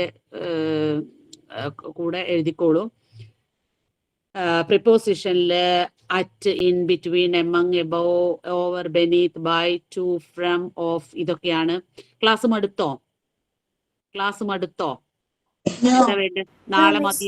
എന്താ വേണ്ട? ഇനി എപ്പോഴെങ്കിലും നിങ്ങൾക്ക് മടുത്തെങ്കിൽ നമുക്ക് നിർത്താം. അതല്ല നിങ്ങൾക്ക് കേൾക്കണമെന്നുണ്ടെങ്കിൽ നാളെ ഉണ്ടാവില്ല. നാളെ നിങ്ങൾക്ക് വേറെ ക്ലാസ് ആയിരിക്കും. അപ്പോൾ നിങ്ങൾക്ക് ഇനി കുറേ കാര്യങ്ങൾ നിങ്ങൾക്ക് പറഞ്ഞു തരാണ്ട്, പ്രിപ്പോസിഷൻസ് പറഞ്ഞു തരാണ്ട്. പ്രിപ്പോസിഷന്റെ ചെറിയ കാര്യങ്ങൾ അങ്ങോട്ട് കേട്ടോളൂ, നോട്ട് ചെയ്ത് വെച്ചോളൂ കേട്ടോ. ഈ ബിറ്റ്വീനും എമങ്ങും എപ്പോഴാണ് ഉപയോഗിക്കുക? ബിറ്റ്വീൻ എന്ന് പറഞ്ഞാൽ രണ്ടെണ്ണത്തിന്റെ ഇടയിൽ. Athira sat in the bench in between Athira and Suhara. Okay. Kannan distributed, എമങ്ങിനെ എങ്ങനെ ഉപയോഗിക്കുക വെച്ചാൽ ഒരുപാട് പേരെ പറയുമ്പോഴാണ് എമങ് ഉപയോഗിക്കുക. Kannan distributed seats among his ഫ്രണ്ട്സിന്റെ ഇടയിൽ. അപ്പൊ എമങ് എന്ന് പറയും. മനസ്സിലായോ? അപ്പൊ എമങ്ങും അതുപോലെ ബിറ്റ്വീനും നിങ്ങൾ ഓർക്കണം. അതുപോലെ സിൻസും ഫോറും വെക്കണം. സിൻസ് എന്ന് പറയുമ്പോൾ ഒരു to the point of time ആണ് സിൻസ് എന്ന് പറയുമ്പോൾ. ഫോർ എന്ന് പറയുമ്പോൾ കുറെ കാലത്തിന് വേണ്ടി, കുറെ കാലമായി, അപ്പോ അല്ലെ 10 വർഷത്തോളമായി എന്ന് പറയുമ്പോൾ 4 ആണ് വെക്കുക. 10 years. മറിച്ച് സിൻസ് ഇന്ന ഇയർ, സിൻസ് 1927 എന്നൊക്കെ പറയുമ്പോൾ ഒരു പ്രത്യേക പോയിന്റ് ഓഫ് ടൈം പറയുന്നതാണ് സിൻസ്. സിൻസിന്റെ കൂടെ എപ്പോഴും പെർഫെക്റ്റ് ആണ് ഉപയോഗിക്കുക. പെർഫെക്റ്റ് കണ്ടിന്യൂസ് ഉപയോഗിക്കും, പ്രസന്റ് പെർഫെക്റ്റ് ഉപയോഗിക്കും. ഫോർ ഉപയോഗിക്കുക, കാലം പറയാം. അതായത് 10 വർഷമായിട്ട് അയാൾ എന്റെ കൂടെയാണ് എന്ന് പറയില്ലേ. He is with me for 10 years.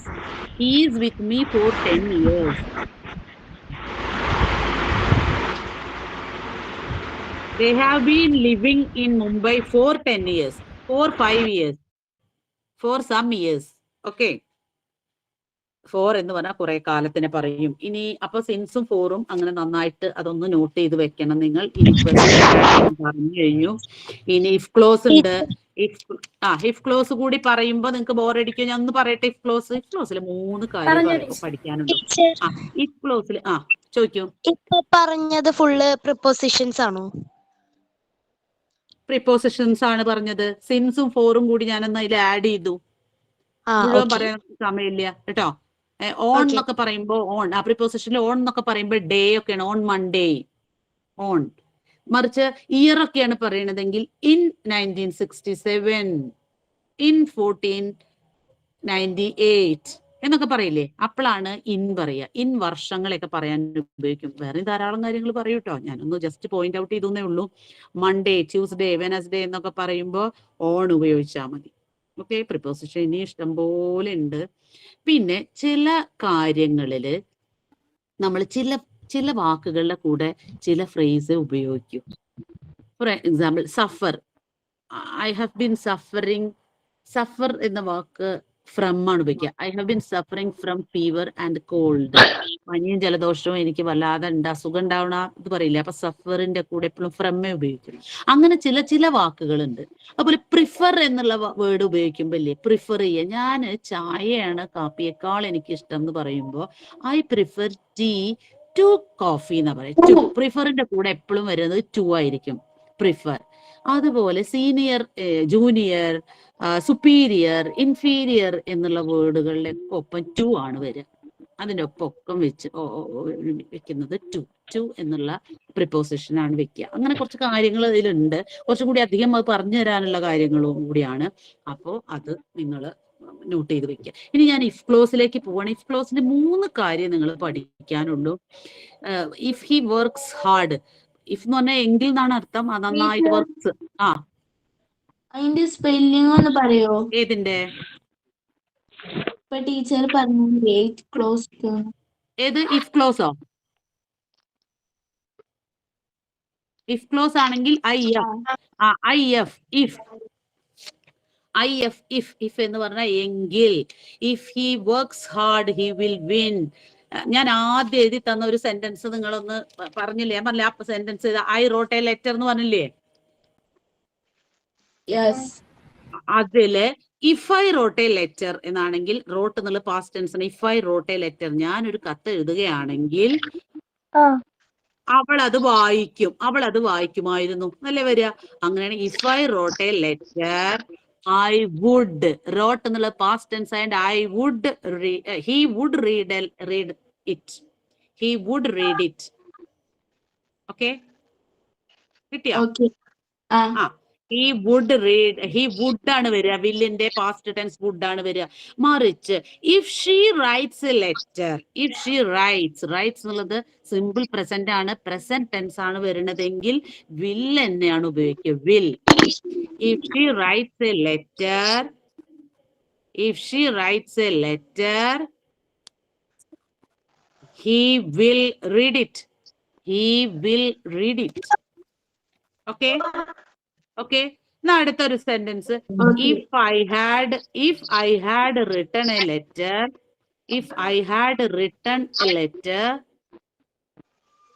എന്താവും വരിക? ആർക്ക് പറയാം? He would have written. He would have written it. Sorry, he would have read it. കേൾക്കുണ്ടോ? He would have read it. Clear ആവുന്നില്ല.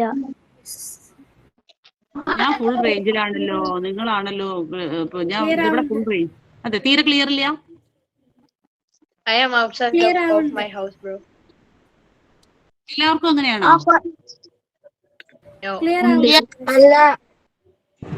ക്ലിയർ ഇരിക്കുന്നത് ആ റേഞ്ച് ഉള്ള സ്ഥലത്തേക്ക് ഒന്ന് മാറി നോക്കൂ നിങ്ങള്. റേഞ്ച് ഉള്ള സ്ഥലത്തേക്ക് മാറിക്കോ. ഓക്കെ, പറഞ്ഞുതരാം. ഇഫിന് 3 തരത്തിലെ ഇഫ് വരാറുള്ളൂ സാധാരണ. ഇഫ് ഐ ഹാഡ് റിട്ടൺ, എഴുതി വെച്ചോളൂ. If I had written A letter, he would have read it. read it. ഞാനൊരു എഴുതിയിട്ടുണ്ടായിരുന്നുവെങ്കിൽ അവൻ വായിച്ചിട്ടുണ്ടാവുമായിരുന്നു. വേറെയും പറയാം.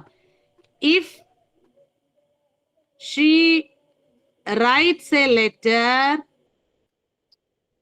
if she writes a letter,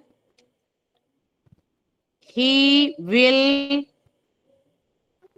read it. He will read it. Next, if she wrote a letter, if she wrote, W-R-O-T-E, W-R-O-T-E, she wrote a letter. Teacher read it ആണോ Reddit ആണോ? Read, R-E-A-D. Okay. ഈ റീഡിന് ഒരു പ്രത്യേകത ഉണ്ട്. റീഡിന് എന്നുള്ളത് present ടെൻസിൽ read, past ടെൻസിൽ read എന്നല്ല വായിക്കുക, red എന്നാ. പക്ഷെ എഴുതുക സ്പെല്ലിംഗ് ഒരേപോലെ, R-E-A-D, റീഡ് തന്നെയാണ്. ഹാസും ഹാവ് ഉപയോഗിക്കുമ്പോഴും അതിന്റെ തേർഡ് ഫോം ആണ്, പക്ഷെ എഴുതുക റീഡ് തന്നെയാണ്, പക്ഷെ വായിക്കുക റെഡ് എന്നാണ്. റീഡ് എന്ന് വായിച്ചാൽ അത് പ്രസന്റ് ടെൻസ് ആണ്, റെഡ് എന്ന് വായിച്ചാൽ പാസ്റ്റ് ടെൻസുമാണ്. Okay, read, red. ഓക്കെ. അപ്പൊ if she wrote a letter, if she wrote, W-R-O-T-E, if she wrote a letter, he would, comma ഇട്ടിട്ട് എഴുതണം, he would read it. He would read it. Teacher അപ്പോ ഈ it വെച്ചിട്ടുള്ള sentence ആണോ ഈ if, അല്ല if വെച്ചിട്ടുള്ള സെന്റൻസ് ആണോ ഈ ഇഫ് ക്ലോസ്? അതെ, ഇഫ് വെച്ചുള്ള സെന്റൻസ് ആണ് ഇഫ് ക്ലോസ്. ഈ ക്ലോസ് അതിനെ വിളിക്കാനൊക്കെ കാരണങ്ങൾ ഉണ്ട് കേട്ടോ. അതിന് ഞാനങ്ങനെ എൻ്റെ ഒരു പരിചയത്തിന്റെ മുകളിൽ പറയുകയാണ്. ക്ലോസ് എന്നൊക്കെ പറയുമ്പോൾ ഒരു സെന്റൻസിന്റെ ഒരു പാർട്ട്, തൽക്കാലം അത്ര മനസ്സിലാക്കിയാൽ മതി. ഒരു സെന്റൻസിന്റെ ഒരു പാർട്ട് എന്നാണ് ക്ലോസ് എന്ന് പറഞ്ഞ അർത്ഥം. മനസ്സിലായോ?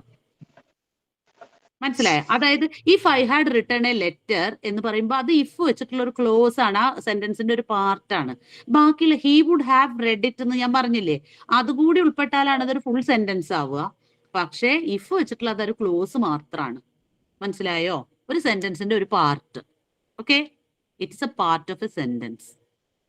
ടീച്ചർ ആർട്ടിക്കിൾസ് മനസ്സിലായില്ല, ആദ്യം മുതൽ പറയോ? ഇനി അടുത്തത് അത് പറയാം. പാർട്ട് ഓഫ് സെന്റൻസ് ഒക്കെ വേണം അല്ലേ? ഇപ്പൊ സമയമുണ്ടോ ഇനി അത് പറയാൻ? ആയിക്കോട്ടെ.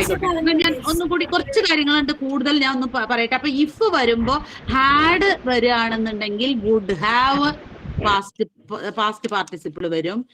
മറിച്ച് present tense write, writes, teach, dance ഇങ്ങനെയുള്ള വേർഡൊക്കെ വരുമ്പോൾ വില്ലാണ് ഉപയോഗിക്കുക സെന്റൻസിൽ. അവിടെ അതാണ് നിങ്ങൾ നോക്കേണ്ടത്. പാസ്റ്റ് ടെൻസ് ഉപയോഗിച്ച് വിചാരിക്കുക, റോട്ട്, ടോട്ട്, അതുപോലെ ഡാൻസ്ഡ് ഇങ്ങനെയൊക്കെ വരികയാണെങ്കിൽ വുഡാണ് ആ ക്ലോസിന്റെ മറ്റേ പാർട്ട് സെന്റൻസിൽ വരിക. അത് നിങ്ങൾക്ക് മനസ്സിലായിട്ടുണ്ടാവുമല്ലോ. ഓക്കെ, അതിന് അടുത്ത ഒരു കാര്യം കൂടി പറഞ്ഞോട്ടെ. വിഷ് ഉപയോഗിക്കണം. ഐ വിഷ് എന്ന് പറഞ്ഞിട്ട് എപ്പോഴും സെന്റൻസ് ഉണ്ടാവും. ഐ വിഷ് എന്ന് പറഞ്ഞാൽ അതിന്റെ ഒപ്പം വരിക എപ്പോഴും പാസ്റ്റ് ടെൻസ് ആണ്. I wish I could fly. I can അല്ല, കുഡ്. I wish. ചിലരൊക്കെ ക്യാമറ ഓൺ ചെയ്ത് ഭംഗിയില്ലേ എന്നൊക്കെ നോക്കുന്നുണ്ട്, അതൊക്കെ എനിക്ക് മനസ്സിലായി. പക്ഷെ വീഡിയോ ഓഫ് ചെയ്തോളൂ, ബാക്കിയുള്ളവർക്ക് കേൾക്കില്ല. ഭംഗിയുണ്ട് കേട്ടോ. I wish I could fly. I wish. പിന്നെ ഞാനൊരു ബട്ടർഫ്ലൈ ആയിരുന്നെങ്കിൽ എന്ന് പറയാം. ആയിരുന്നെങ്കിൽ എന്ന് ഞാൻ ആഗ്രഹിക്കുന്നു എന്ന് ഇംഗ്ലീഷിൽ എങ്ങനെ പറയും? I wish I were a butterfly. I wish I were ആണ് വെക്കുക. ശരിക്കും നിങ്ങൾ ബട്ടർഫ്ലൈ അല്ല, നിങ്ങളുടെ ആഗ്രഹമാണത്. അപ്പൊ അതുകൊണ്ട് ഐ വിഷ് ഐ വാസ് അല്ല, ഐ ക്യാൻ അല്ല, ഒന്നുമല്ല. ഐ വിഷ് ഐ വേർ മാത്രമേ വെക്കൂ. ഐ വിഷ് ഐ വേർന്ന് മാത്രമേ വെക്കൂ. ഇനി വെർബാണ് വെക്കണമെങ്കിൽ പാസ്റ്റ് ടെൻസ് മാത്രം. I wish I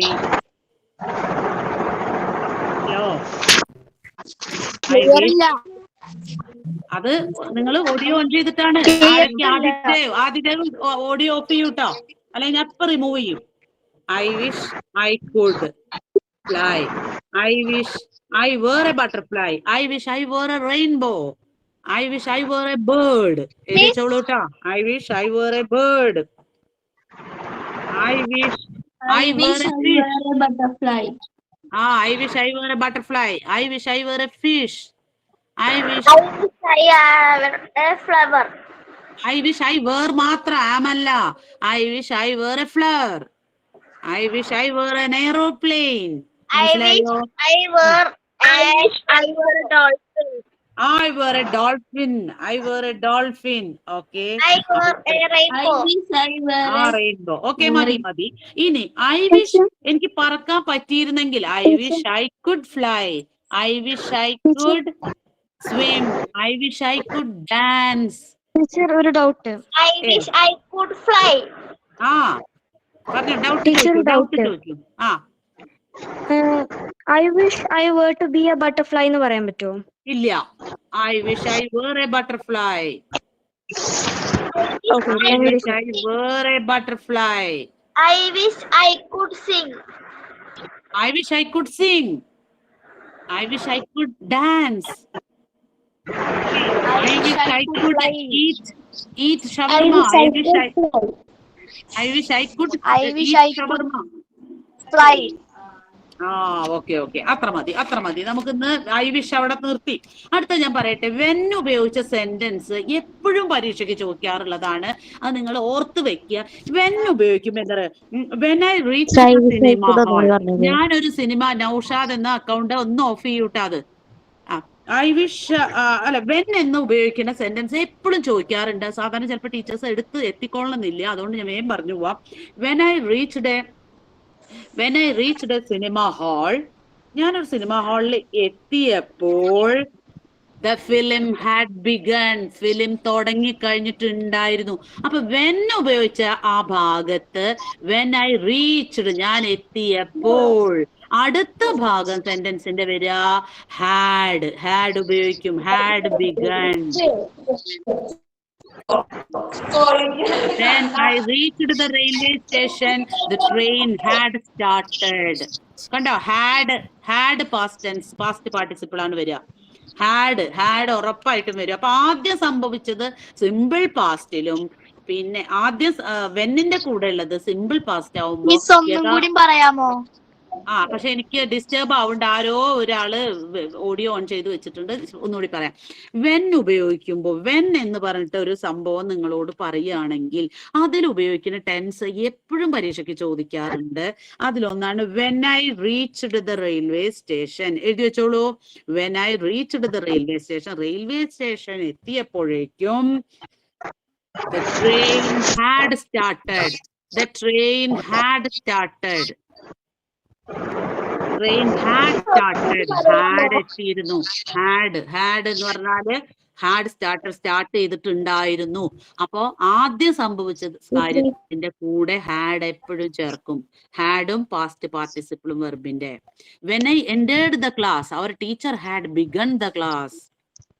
When I entered the class, my teacher had begun the class. When I started the journey, my bus had dash from the bus stand. Taken off ആണോ, take off ആണോ, took off ആണോ, take off ആണോ? My bus had taken off. തെറ്റി. had taken off. എന്നാ ഞാൻ അടുത്തൊരു ചോദ്യം ചോദിക്കട്ടെ, നിങ്ങൾ പറയണം. When I entered the class,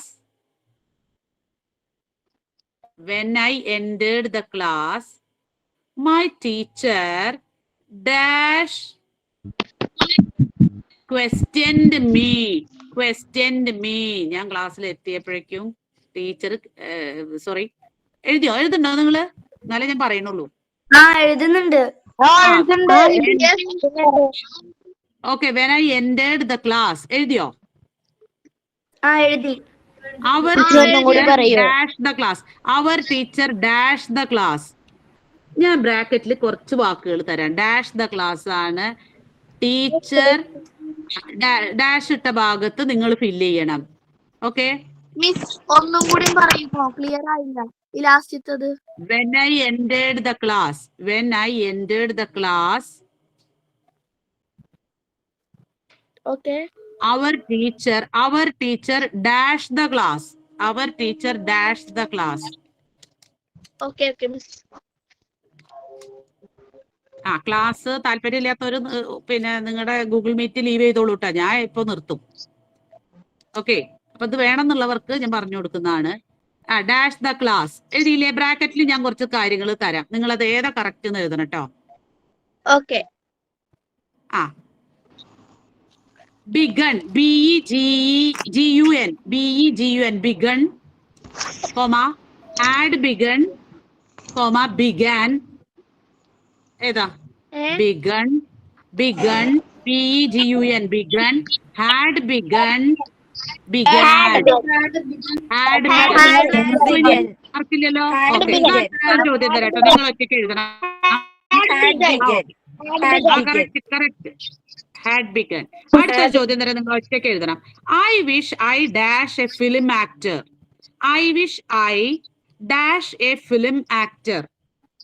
ബ്രാക്കറ്റില് can, could, was, were. Can, could, was, were. ഏതാ?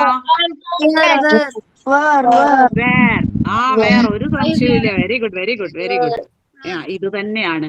ഇനി നിങ്ങളോട് പല കാര്യങ്ങൾ ഇനിയുണ്ട്, ഇഷ്ടം പോലെ പഠിക്കാൻ. കറക്റ്റ് സ്പെല്ലിംഗ് എഴുതാൻ വേണ്ടിയിട്ട് നിങ്ങളോട് ചോദിക്കുന്ന കുറച്ച് വാക്കുകളാണ്. Received, relieved, accommodation, tomorrow, occurred, ഇങ്ങനെയുള്ള വാക്കുകളൊക്കെ സ്ഥിരം ചോദിക്കാറുണ്ട്. സ്പെല്ലിംഗ് തെറ്റിച്ചു കൊടുക്കും, എന്നിട്ട് നിങ്ങളോട് പറയും കറക്റ്റ് സ്പെല്ലിംഗ്. അപ്പൊ നിങ്ങൾ ഒരു വാക്ക് ഓർമ്മിക്കണം. ആലീസ് എന്ന് ഓർമ്മിക്കാൻ നിങ്ങൾക്ക് ബുദ്ധിമുട്ടുണ്ടോ? ALICE, ആലീസ് ഒന്ന് എഴുതി വെക്കൂ. ALICE, ഒരു ബുദ്ധിമുട്ടില്ലല്ലോ. അതായത് എല്ലിന്റെ കൂടെ എൽ എന്ന വേർഡ് വരുമ്പോ, ഇപ്പൊ റിലീവ്ഡ് എന്നുള്ള വേർഡ് ആണെങ്കിൽ എല്ലിന്റെ കൂടെ അയ്യ വരിക. കണ്ട, ആലീസിലെ എല്ലായി കണ്ടില്ലേ? സിയുടെ കൂടെ ഇ ആണ് വരിക. ഓക്കെ ഓക്കെ, സർക്കിൾ ചെയ്തില്ലേ? ഇനി ഞാൻ പറയുന്ന വാക്ക് നിങ്ങൾ എഴുതണം. റിസീവ്ഡിന്റെ സ്പെല്ലിംഗ് എന്താ? റിസീവ്ഡിന്റെ സ്പെല്ലിംഗ് ഇത് കേട്ടാ നിങ്ങൾക്ക് പറയാൻ പറ്റും. റിസീവ്ഡ് എന്നുള്ളത് സി വന്നില്ലേ അവിടെ? സിയുടെ കൂടെ ഏതാ വരിക? ഇ കഴിഞ്ഞിട്ടാണ് ഐ. റിസീവ്ഡ്. എന്നാ റിലീവ്ഡ് എഴുതോ പോലെ? റിലീവ്ഡ് എന്താ? റിലീവ്ഡ് എല്ലിന്റെ കൂടെ എന്താ വരിക? റിലീവ്ഡ്. കണ്ടോ? റിലീവ്ഡ് കണ്ടില്ലേ? അപ്പൊ ആലീസ് എന്ന് പഠിച്ചാൽ മതി, ആ വാക്കിന് ഒരു പ്രശ്നം വരില്ല കേട്ടോ. അപ്പൊ അത് ഓർത്ത് വെക്കുക. ആലീസ് ഓർത്താൽ മതി. എല്ലിന്റെ കൂടെ ഐയും സിന്റെ കൂടെ ഇയും ആണ് എപ്പോഴും വരിക. Okay okay. ഇനി നിങ്ങൾ പഠിക്കേണ്ടത്, ഞാൻ പഠിക്കേണ്ട കുറച്ച് കാര്യങ്ങൾ പറഞ്ഞുതരാം. നമുക്ക് ക്ലാസ് നിർത്താം. ഇനി നിങ്ങൾക്ക് ബോറടിച്ചു തുടങ്ങിയിട്ടുണ്ടാവും. കുറെ പേരൊക്കെ ലെഫ്റ്റ് ആയിട്ടുണ്ട്. What ever it is, idioms and Proverbs പഠിക്കണം. ഓക്കെ. പിന്നെ കുറച്ച് ഐദർ ഓർ കേട്ടിട്ടുണ്ടോ? നെയ്തർ നോർ പഠിക്കണം. നോട്ട് ഓൺലി ബട്ട് ഓൾസോ പഠിക്കണം. എന്ത്? ഏതാ എക്സ്പ്ലെയിൻ ചെയ്യേണ്ടത്? ചോദിക്കൂ. ചോദിക്കുന്ന കുട്ടികളെ നല്ല ഇഷ്ടം.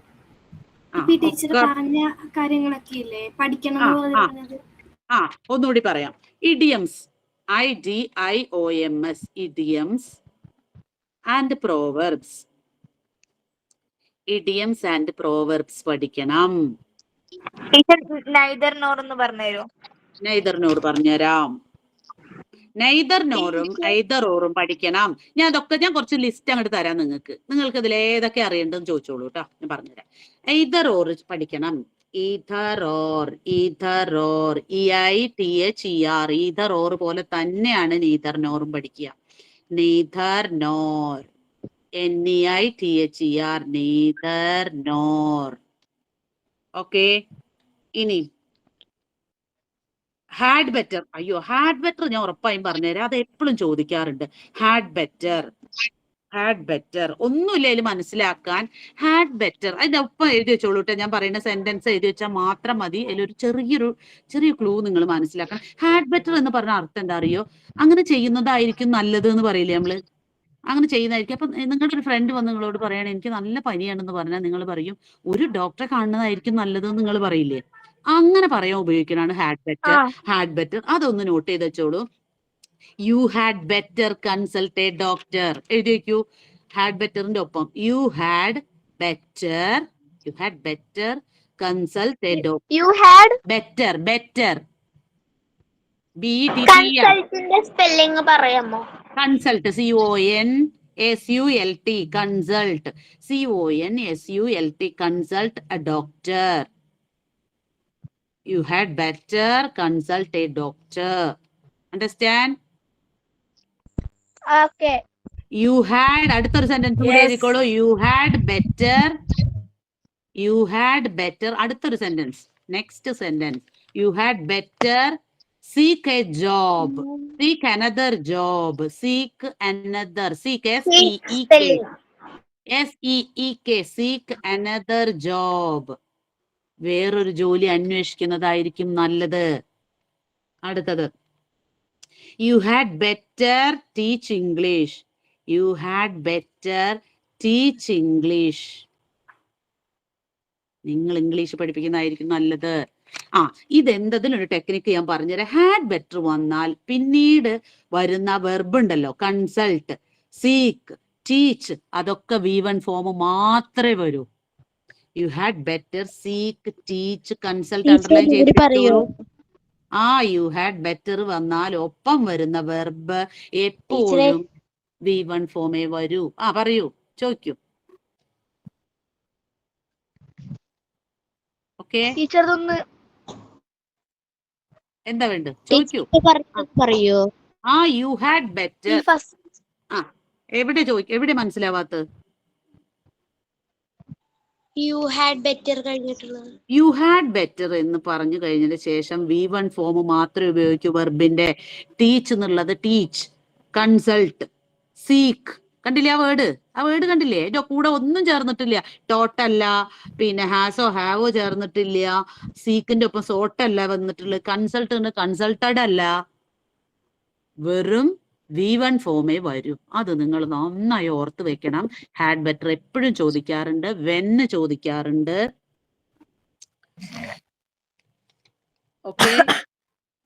ഓക്കെ, ഇനിയും കുറെ ഉണ്ട്. ഇഡിയം, പ്രോവർബും ഒക്കെ കുറെ ഇനിയും കാര്യങ്ങളുണ്ട്. നീതർനോറും ഏതറോറും നോട്ട് ഓൺലി ബട്ട് ഓൾസോ ഒക്കെ ഉണ്ട്.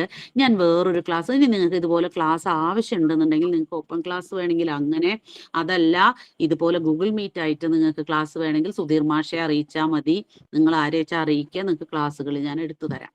ഓക്കെ, ഇനി അതുമല്ല, ഞാൻ ഈ പറഞ്ഞ കാര്യങ്ങളൊക്കെ നിങ്ങൾ നിങ്ങളുടെ ക്ലാസ്സിൽ പോയിട്ട് നിങ്ങൾക്ക് ഇത് സ്ഥിരമായി എടുക്കുന്ന ടീച്ചർ ഉണ്ടാവുമല്ലോ, പറഞ്ഞു കഴിഞ്ഞാലും നിങ്ങൾക്ക് ഇതൊക്കെ എടുത്തു തരും. ഓക്കെ, പിന്നെ നിങ്ങൾക്ക് ഇനി സാധാരണഗതിയിൽ ഇഡിയം ഇനി എല്ലാവർക്കും ലെഫ്റ്റ് ആവാം. ഇനി ഇന്ന് ഇത്ര പോരെ? ഇനി കൂടുതൽ അറിയണം എന്നുള്ളവര് ഇതിൽ നിന്ന് സംശയം ചോദിച്ചോളൂ, ബാക്കിയുള്ളവർ ലെഫ്റ്റ് ആയിക്കോളൂ. സംശയം എന്തെങ്കിലും അറിയാനുള്ളവര് ഇതിൽ തന്നെ നിന്നോളൂ. അല്ലെങ്കിൽ പറഞ്ഞുതരോ? സൂപ്പർ,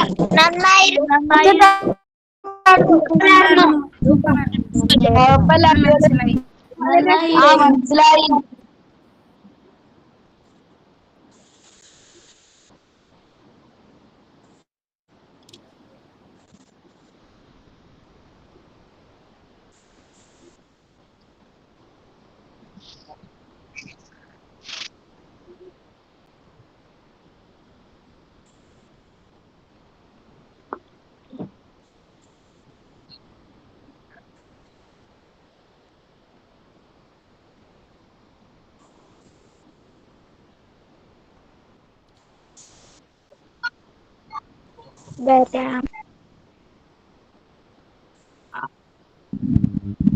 പക്ഷെ ഒരു സെക്കൻഡ്, ആർക്കെങ്കിലും ഏതെങ്കിലും കുട്ടിക്ക് ഇനി ഒരു ഡൗട്ട് ഉണ്ടെങ്കിൽ ഒരു ക്ലിയർ ചെയ്യാനുള്ള ഒരു 5-10 മിനിറ്റ് ഞാൻ സ്പെൻഡ് ചെയ്യാം. എനിക്ക് സമയമൊക്കെ വൈകിയെങ്കിൽ കൂടിയും അങ്ങനെ ഉണ്ടെങ്കിൽ, പ്രത്യേകിച്ച് എന്തെങ്കിലും ഉണ്ടെങ്കിൽ ഞാൻ പറഞ്ഞുതരാം. ഇല്ലെങ്കിൽ നമുക്ക് അടുത്ത ക്ലാസ്സിൽ നോക്കാം കേട്ടോ. ആർട്ടിക്കിൾസോ? ആർട്ടിക്കിൾസ് കുറച്ച് അധികം ഉണ്ട്, അത് പറയാൻ, അത് പറഞ്ഞുതരാം. പക്ഷെ അത് ഇങ്ങനൊരു ക്ലാസ്സിൽ പറഞ്ഞു തന്നാൽ അത് നിങ്ങൾക്ക് ഞാനൊന്ന് ജസ്റ്റ് ഒന്ന് പറഞ്ഞുതരാം. സാധാരണഗതിയിൽ ആർട്ടിക്കിൾ ഏതൊക്കെ വെച്ചാൽ ആൻഡ് ദ, ഈ 3 എണ്ണാണ് സാധാരണഗതിയിൽ നമ്മൾ ആർട്ടിക്കിൾ ആയിട്ട് ഉപയോഗിക്കുക. പക്ഷെ ഒരു കാര്യം ശ്രദ്ധിക്കണം, ആർട്ടിക്കിൾ ഉപയോഗിക്കുമ്പോൾ എപ്പോഴും നമ്മൾ വവൽ സൗണ്ടിന്റെ കൂടെയാണ്, വവൽ വേർഡ്സ് അല്ല, വവൽ സൗണ്ടിന്റെ കൂടെയാണ് നമ്മൾ എയും ആനും ഉപയോഗിക്കുക. എന്താന്നുള്ളത് പിന്നെ ഒരു പർട്ടിക്കുലർ ഒന്നിനെ പറയുന്നതാണ്. എയും ആനും ആണ് നിങ്ങൾക്ക് എപ്പോഴും കൺഫ്യൂഷൻ ഉണ്ടാവുക. അപ്പോ ഇപ്പൊ HOUR, അവർ എന്നാണ് പറയാം, മണിക്കൂർ എന്നുള്ള അർത്ഥത്തില്. പക്ഷെ അത് നമ്മൾ അതിനെ പ്രനൗൺസ് ചെയ്യുന്ന സമയത്ത് അവർ എന്നാണ് പറയാ, അത് വവൽ സൗണ്ട് ആണ്. നിങ്ങൾക്ക് സ്വരാക്ഷരം അറിയോലോ, അതന്നെ വവൽ സൗണ്ട്സിൽ എന്നൊക്കെ പറയില്ല. ആ വാക്കുകളാണ് ശരിക്കും. അതിനെ കുറച്ച് ഡീറ്റെയിൽ ആയി പറഞ്ഞു തരേണ്ട ഒന്നാണ്. ആ സൗണ്ടിന്റെ മുമ്പായിട്ട് നിങ്ങൾ ആനാണ് വെക്കുക. An hour, an island. മറിച്ച് യൂണിവേഴ്സിറ്റി എന്നുള്ളതാണെങ്കിൽ യൂണിവേഴ്സിറ്റി യാ ആണ് വരുന്നത്, അത് വവൽ സൗണ്ട് അല്ല, യു ആണ് എങ്കിലും അതിന് നമ്മൾ പറയാം university. It is A university എന്നാണ് പറയുക, ആനല്ല. അപ്പൊ സൗണ്ട് ആണ് നോക്കുക. വവൽ സൗണ്ടിന്റെ പിന്നിലൊക്കെ ആൻ ഉപയോഗിക്കുന്നതാണ് എപ്പോഴും. ആനൊക്കെ ഉപയോഗിക്കാം. ആൻ ഉപയോഗിക്കുമ്പോൾ വവൽ സൗണ്ടിന്റെ പിന്നിലാണ് ഉപയോഗിക്കുക. ഓക്കെ, ആൻ ആപ്പിൾ എന്നാണ് പറയാ, an orange, an hour, A university, A unity, unity എന്നാണ് ഉപയോഗിക്കുക. ഒന്നും കൂടി പറഞ്ഞുതരുമോ? ഒന്നുകൂടി എന്താ പറയണ്ടത്? ഇതിപ്പോ ആനിന്റെ പറഞ്ഞില്ല, ഒന്ന് പറഞ്ഞുതരുമോ? ആനിന്റെ ഒന്നുകൂടി പറയാം. ആൻ എന്നത് സാധാരണ എവിടെ ഉപയോഗിക്കുന്നതായിട്ടാണ് നിങ്ങൾക്ക് അറിയുക? An apple, an orange, vowel sound. ആ സൗണ്ട് എന്നുള്ള വേർഡ് ഏറ്റവും പ്രധാനമാണ്. സൗണ്ട് എന്നുള്ള വാക്ക് പറയാൻ കാരണം നിങ്ങൾ ആ വേർഡ് ഒന്ന് പ്രൊനൗൺസിയേഷൻ ജസ്റ്റ് ഒന്ന് ചെയ്തു നോക്കുക. അപ്പൊ നിങ്ങൾക്ക് ആപ്പിൾ,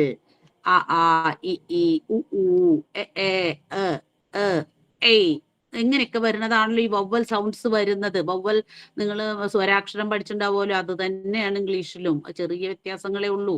അപ്പൊ ആ സ്വരാക്ഷരം എന്ന് പറയുന്ന അക്ഷര സൗണ്ടാണ് നിങ്ങൾ എടുക്കുക. അപ്പൊ ഏത് വേർഡിന്റെ പിന്നിലാണോ നിങ്ങൾക്ക് എയും ആനും ചേർക്കേണ്ടത് എന്നുള്ള വേർഡ് ഒന്ന് പ്രൊനൗൺസിയേഷൻ ചെയ്തു നോക്കുക. Apple, orange, ink pot, egg, egg, an egg, an egg. കണ്ടാ? എന്നല്ലേ വരുന്നത്. അപ്പൊ ആൻ എന്നാണ് അവിടെ ഉപയോഗിക്കുക. പക്ഷെ എല്ലാ വാക്കുകളും നിങ്ങൾ വവൽ സൗണ്ടിന് പ്രൊനൗൺസിയേഷൻ തന്നെ ചെയ്തു നോക്കണം. യൂണിവേഴ്സിറ്റി എന്ന ഒരു വേർഡ് ആണെങ്കിൽ UNIVERSITY അതാണ് യൂണിവേഴ്സിറ്റി. പക്ഷെ നമ്മൾ അതിന്റെ പ്രൊനൗൺസിയേഷൻ ചെയ്യുമ്പോൾ യു എന്നാണ് വരിക, യു. അപ്പൊ യു എന്ന് പറയുമ്പോ അത് വവ്വലല്ല. യാ എന്ന് വരുന്നത് വവ്വൽ സൗണ്ട് അല്ല. അതുകൊണ്ട് എ യൂണിവേഴ്സിറ്റി എന്നാണ് വരിക, ആനല്ല. മനസ്സിലായോ? യൂറോപ്പ്, യാ അല്ലേ അതിനെ? ഇറ്റ് ഈസ്, നമ്മളതൊരു രാജ്യല്ലേ, അപ്പൊ അതിനെ ദ യൂറോപ്പ്. അപ്പൊ നമ്മൾ അതിനെ എയും ആനും പറയില്ലല്ലോ. രാജ്യത്തിന്റെ പേരല്ലേ ഇന്ത്യ. മനസ്സിലായില്ലേ? അപ്പൊ അത് കുറച്ചുകൂടി ഡീറ്റെയിൽ ആയി പറയേണ്ട ഒരു സംഭവം. ഡീറ്റെയിൽസ് അല്ല, അത് കുറച്ചും കൂടി മനസ്സിലാക്കേണ്ട ഒന്നാണ്. നിങ്ങൾ അതൊന്ന് നിങ്ങളുടെ ടീച്ചറോട് പറഞ്ഞു തരാൻ പറയോ? ഇനി നിങ്ങളുടെ ടീച്ചറോട് പറഞ്ഞു തരാൻ പറയോ? ടീച്ചർ പറഞ്ഞു തരും കേട്ടോ. അത് കുറച്ചും കൂടി അത് കൂടുതൽ പറയേണ്ട ഒന്നാണ്. സമയത്തിന്റെ കുറവുണ്ട്. ഇനി പെട്ടെന്ന് എന്തെങ്കിലും പറഞ്ഞു തരേണ്ടത് ഏതെങ്കിലും ഉണ്ടോ? Idiom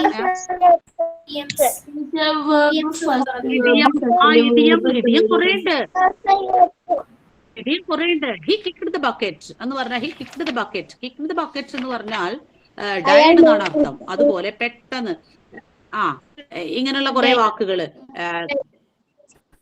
He will come to the class when pigs fly. ശൈലിയാണ്. അതും കുറച്ചധികമുണ്ട്. നിങ്ങൾക്ക് ഒന്നും കിട്ടിയില്ലെങ്കിൽ ഇടിയം എന്ന് നിങ്ങള് പിന്നെ ഗൂഗിള് ചെയ്ത് നോക്കൂ. ഗൂഗിളിൽ ഒന്ന് ജസ്റ്റ് ടൈപ്പ് ചെയ്ത് നോക്കൂ, ഇഷ്ടം പോലെ ഇഡിയംസ് വരും. ഇനി പെട്ടെന്ന് ഇഡിയത്തിന്റെ കാര്യം അതാണ്. ഇഡിയംസ്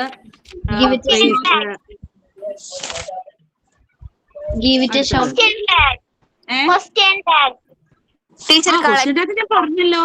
ക്വസ്റ്റ്യൻ ടാഗ് ഞാൻ പറഞ്ഞു കഴിഞ്ഞു.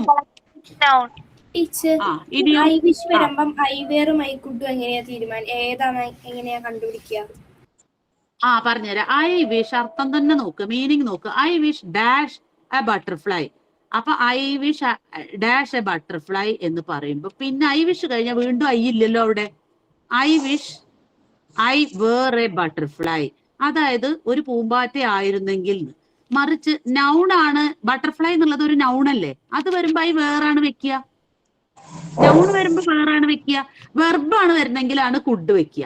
ഓക്കെ കിട്ടിയോ? വെർബാണ്. I wish I could own a house. I wish I could own a house. ഒരു വീട് വാങ്ങാൻ എനിക്ക് കഴിഞ്ഞിരുന്നെങ്കിൽ എന്ന് ഞാൻ ആഗ്രഹിക്കുക. I wish I could own a house. I wish I could eat a shawarma എന്നൊക്കെ പറയുമ്പോൾ വെർബാണ് അവിടെ വരിക. Eat, own, buy. I wish I could buy a car. എനിക്കൊരു കാർ വാങ്ങാൻ കഴിഞ്ഞിരുന്നെങ്കിൽ എന്ന് ഞാൻ ആഗ്രഹിക്കുകയാണെന്ന് പറയുമ്പോൾ ബൈ. കണ്ട, വെർബ് വരുമ്പോ അതിന്റെ കൂടെ കുഡ് വരും. മറിച്ച് നൗണാണ് ബട്ടർഫ്ലൈ, ഫിഷ്, എയറോപ്ലെയിൻ അങ്ങനെയുള്ള നൗണുകൾ വരികയാണെങ്കിൽ ഐ വിഷ് ഐ വേർ എന്നാണ് തീരുമാനിക്കുക. ഓക്കെ, ഹാഡ് വരുമ്പോ ഐ വിഷ് ഐ ഹാഡ് വരുമ്പോ ഐ വിഷ് ഐ ഹാഡ് വരുമ്പോ I wish I had bought, BOUGHT, boat.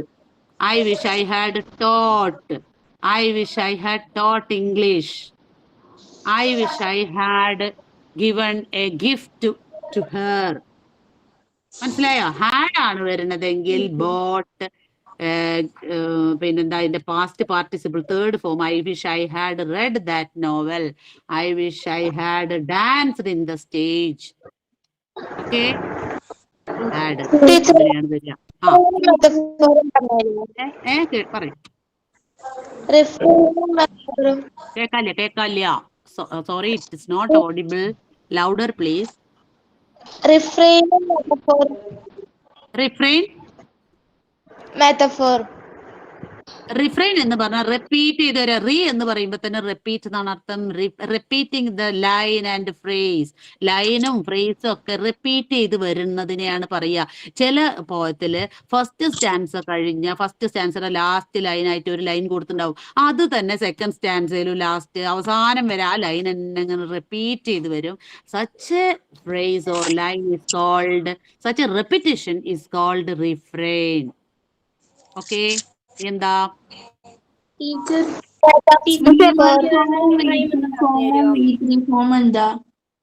രണ്ടാളും കൂടി ചോദിക്കരുത്, ഒരാൾ at a time, 1 person. Refrain ഒന്നും കൂടി പറയും. ആ റിഫ്രെയിൻ എന്നെ റിപ്പീറ്റ് ചെയ്ത് വരിക. ലൈനും ഫ്രേസും റിപ്പീറ്റ് ചെയ്ത് വരിക. ടാഗോറിന്റെ പോയം നിങ്ങൾ വായിച്ചിട്ടുണ്ടാവും. And in wonder and amazement I sing എന്നുള്ള ആ ലൈൻ ഉണ്ടല്ലോ, അത് ഹെഡിങ്ങിലും അത് തന്നെയാണ് വരുന്നത്, ടൈറ്റിലും അത് തന്നെയാണ്. അത് തന്നെ പോയത്തിന്റെ എല്ലാ സ്റ്റാൻസയിലും റിപ്പീറ്റ് ചെയ്ത് വരുന്നുണ്ട്. അതിന് റിഫ്രെയിൻ എന്നാണ് പറയുക. റിപ്പീറ്റ് ചെയ്ത് വരുന്ന ലൈൻ അല്ലെങ്കിൽ certain phrase, it is called refrain. ഇനിയോ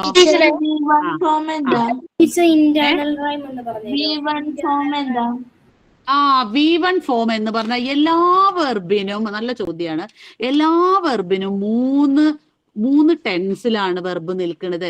ടീച്ച് എന്നുള്ള ഒരു വേർഡ് എടുക്കുകയാണെങ്കിൽ ടീച്ച്, ടോട്ട് എന്നാണ്. ടീച്ച് എന്ന് പറയുമ്പോൾ അതാണ് ഫസ്റ്റ് പറയുന്ന വേർഡാണ് ടീച്ച്. ഒന്നും അതിന്റെ കൂടെ ചേർക്കാത്ത, രൂപം മാറാത്ത വെർബിന്റെ ഫോമിനെയാണ് നമ്മൾ V1 ഫോം എന്ന് പറയുക. ടീച്ചേഴ്സ്, ES വരുമ്പോഴും അത് V1 തന്നെയാണ്, പക്ഷെ ടീച്ച്. പിന്നെ പാസ്റ്റ് ടെൻസ് രണ്ടാമത്തെയാണ് V2 ഫോം എന്ന് പറഞ്ഞാൽ പാസ്റ്റ് ടെൻസ് ആണ്. Teach, taught. ഡാൻസ്ഡ്. എല്ലാ വെർബിനും 3 ഫോമുകൾ ഉണ്ട്. അതിൽ ഫസ്റ്റ് ഫോമിനെയാണ് V1 ഫോം എന്ന് പറയുക. ഡാൻസ്ഡ്. ഓക്കെ, അതിൽ ഡാൻസ് എന്നുള്ള ഫസ്റ്റ് ഫോമാണ് V1 ഫോം. ഒരു സ്ഥലം രൂപം മാറാത്ത പ്യുവറായി നിൽക്കുന്ന ഫോമാണ് V1 form. Dance, teach, write. മറിച്ച് പാസ്റ്റ് ടെൻസ് ആകുമ്പോഴേക്കും വാക്കന്നെ മാറി, റോട്ട് എന്നായി. മൂന്നാമത്തെ ഫോം വെർബ് പിന്നെ ഹാസും ഹാവും ഹാഡിന്റെ ഒപ്പം ഉപയോഗിക്കുന്നതാണ്, റിട്ടൺ ആയി മാറി. ഓക്കെ, അപ്പൊ പ്ലേഡ്. ഇന്റേണൽ റൈം ഞാൻ പറഞ്ഞതാണ്. ഒരു പോയത്തിൽ 2 വരി ഉണ്ട് വിചാരിച്ചോളൂ. 2 വരിയുടെ ഉള്ളിൽ വരുന്നത് റൈമിങ് വേർഡാണ് പിന്നെ ഇന്റേണൽ റൈം. ഉള്ളിൽ ഇന്റേണൽ.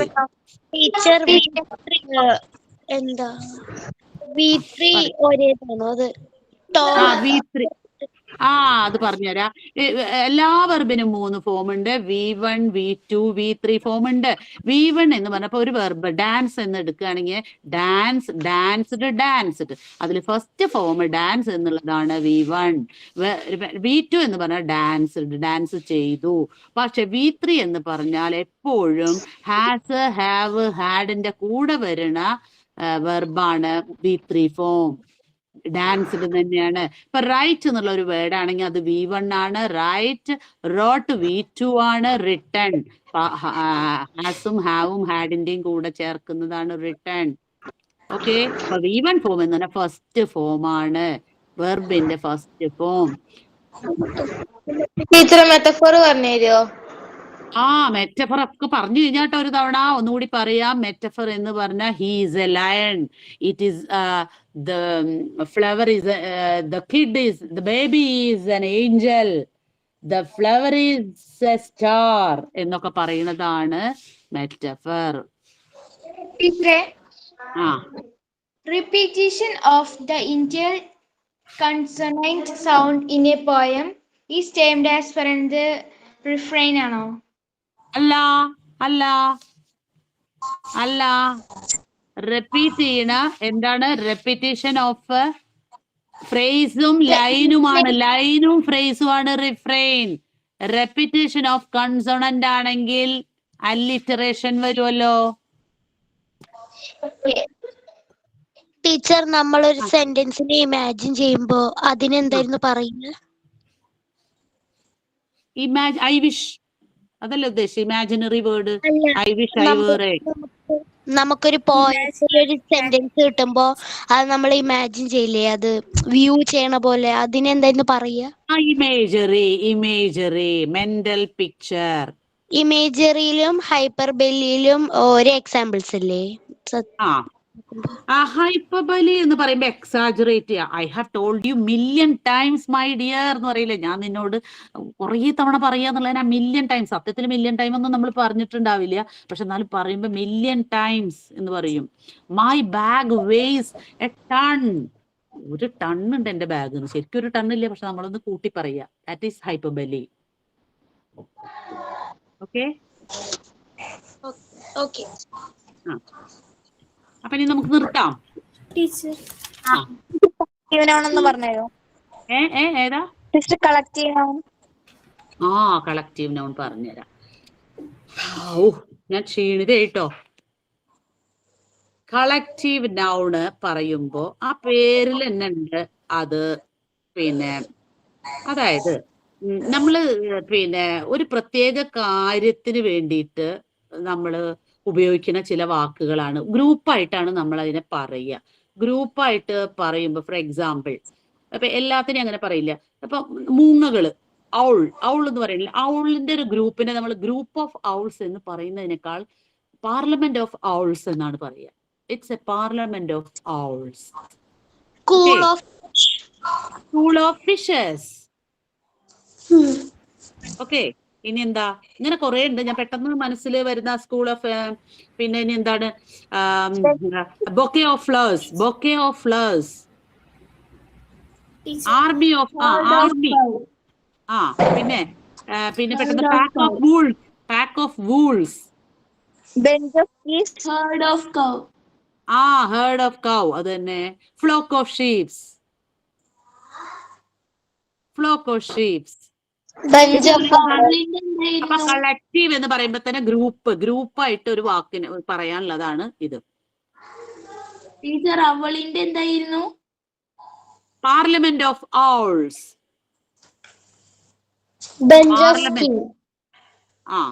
ഇനി അതുപോലെ ബഞ്ച് ഓഫ് ഫ്ലവേഴ്സ് എന്ന് പറയൂ. Bouquet, bouquet. Bunch of banana, bunch of banana. Bunch of key. Okay, right.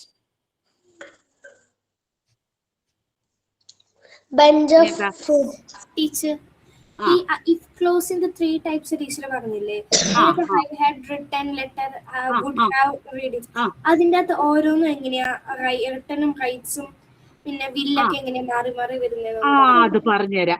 ഇപ്പൊ ഒരു വെർബ് നോക്ക്. സെന്റൻസിൽ ഇഫിന്റെ കൂടെ ഏത് വെർബാ വന്നുള്ളത് നോക്കിയാൽ മതി. ആ വെർബ് പ്രസന്റ് ടെൻസ് ആണെങ്കിൽ വില്ലാണ് വരിക. Present tense. പ്രസന്റ് ടെൻസ് എങ്ങനെയാ മനസ്സിലാക്കുക? V1 ഫോം ആവും, അല്ലെങ്കിൽ SO ESO ചേർന്നുണ്ടാവും. അപ്പൊ ഉറപ്പിക്കുക അത് പ്രസന്റ് ടെൻസാ. പ്രസന്റ് ടെൻസ് ആണെങ്കിൽ വില്ല് വരും. ഓക്കെ, കിട്ടിയോ? റോട്ട് എന്നുള്ളപ്പോ past tense, wrote, played, danced ഇങ്ങനെ മാത്രം വരുന്നതാണെങ്കിൽ വുഡ് വരും. മറ്റേ സെന്റൻസിന്റെ മറ്റേ പാർട്ടിൽ വുഡ് വരും. ഓക്കെ, ഇനി ഇഫിന്റെ കൂടെ ഹാഡ് വെച്ചിട്ട് had plus played, had written, had danced, അങ്ങനെ വരികയാണെങ്കിൽ പാസ്റ്റ് പെർഫെക്റ്റ് ആണിത്.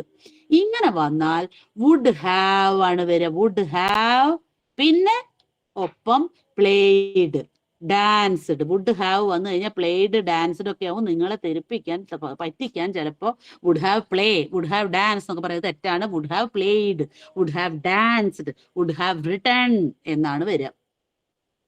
Okay okay.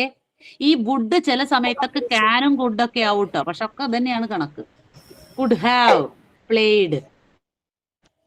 പാസ്റ്റ് ടെൻസ് വരികയാണെങ്കിലല്ലേ ടീച്ചറെ വുഡ് വരിക? വുഡ്, അതെ. ഓക്കെ.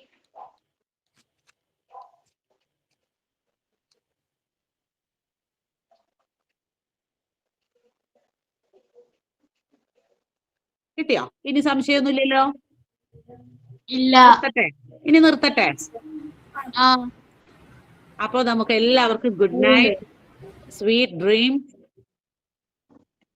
എല്ലാവർക്കും good night. Okay. Good night teacher.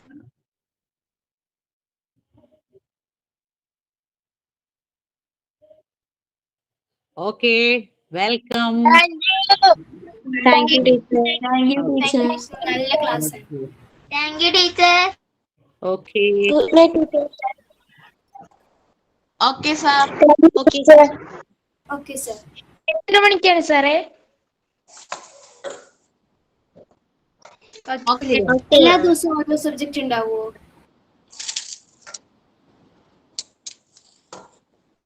Okay sir, thank you.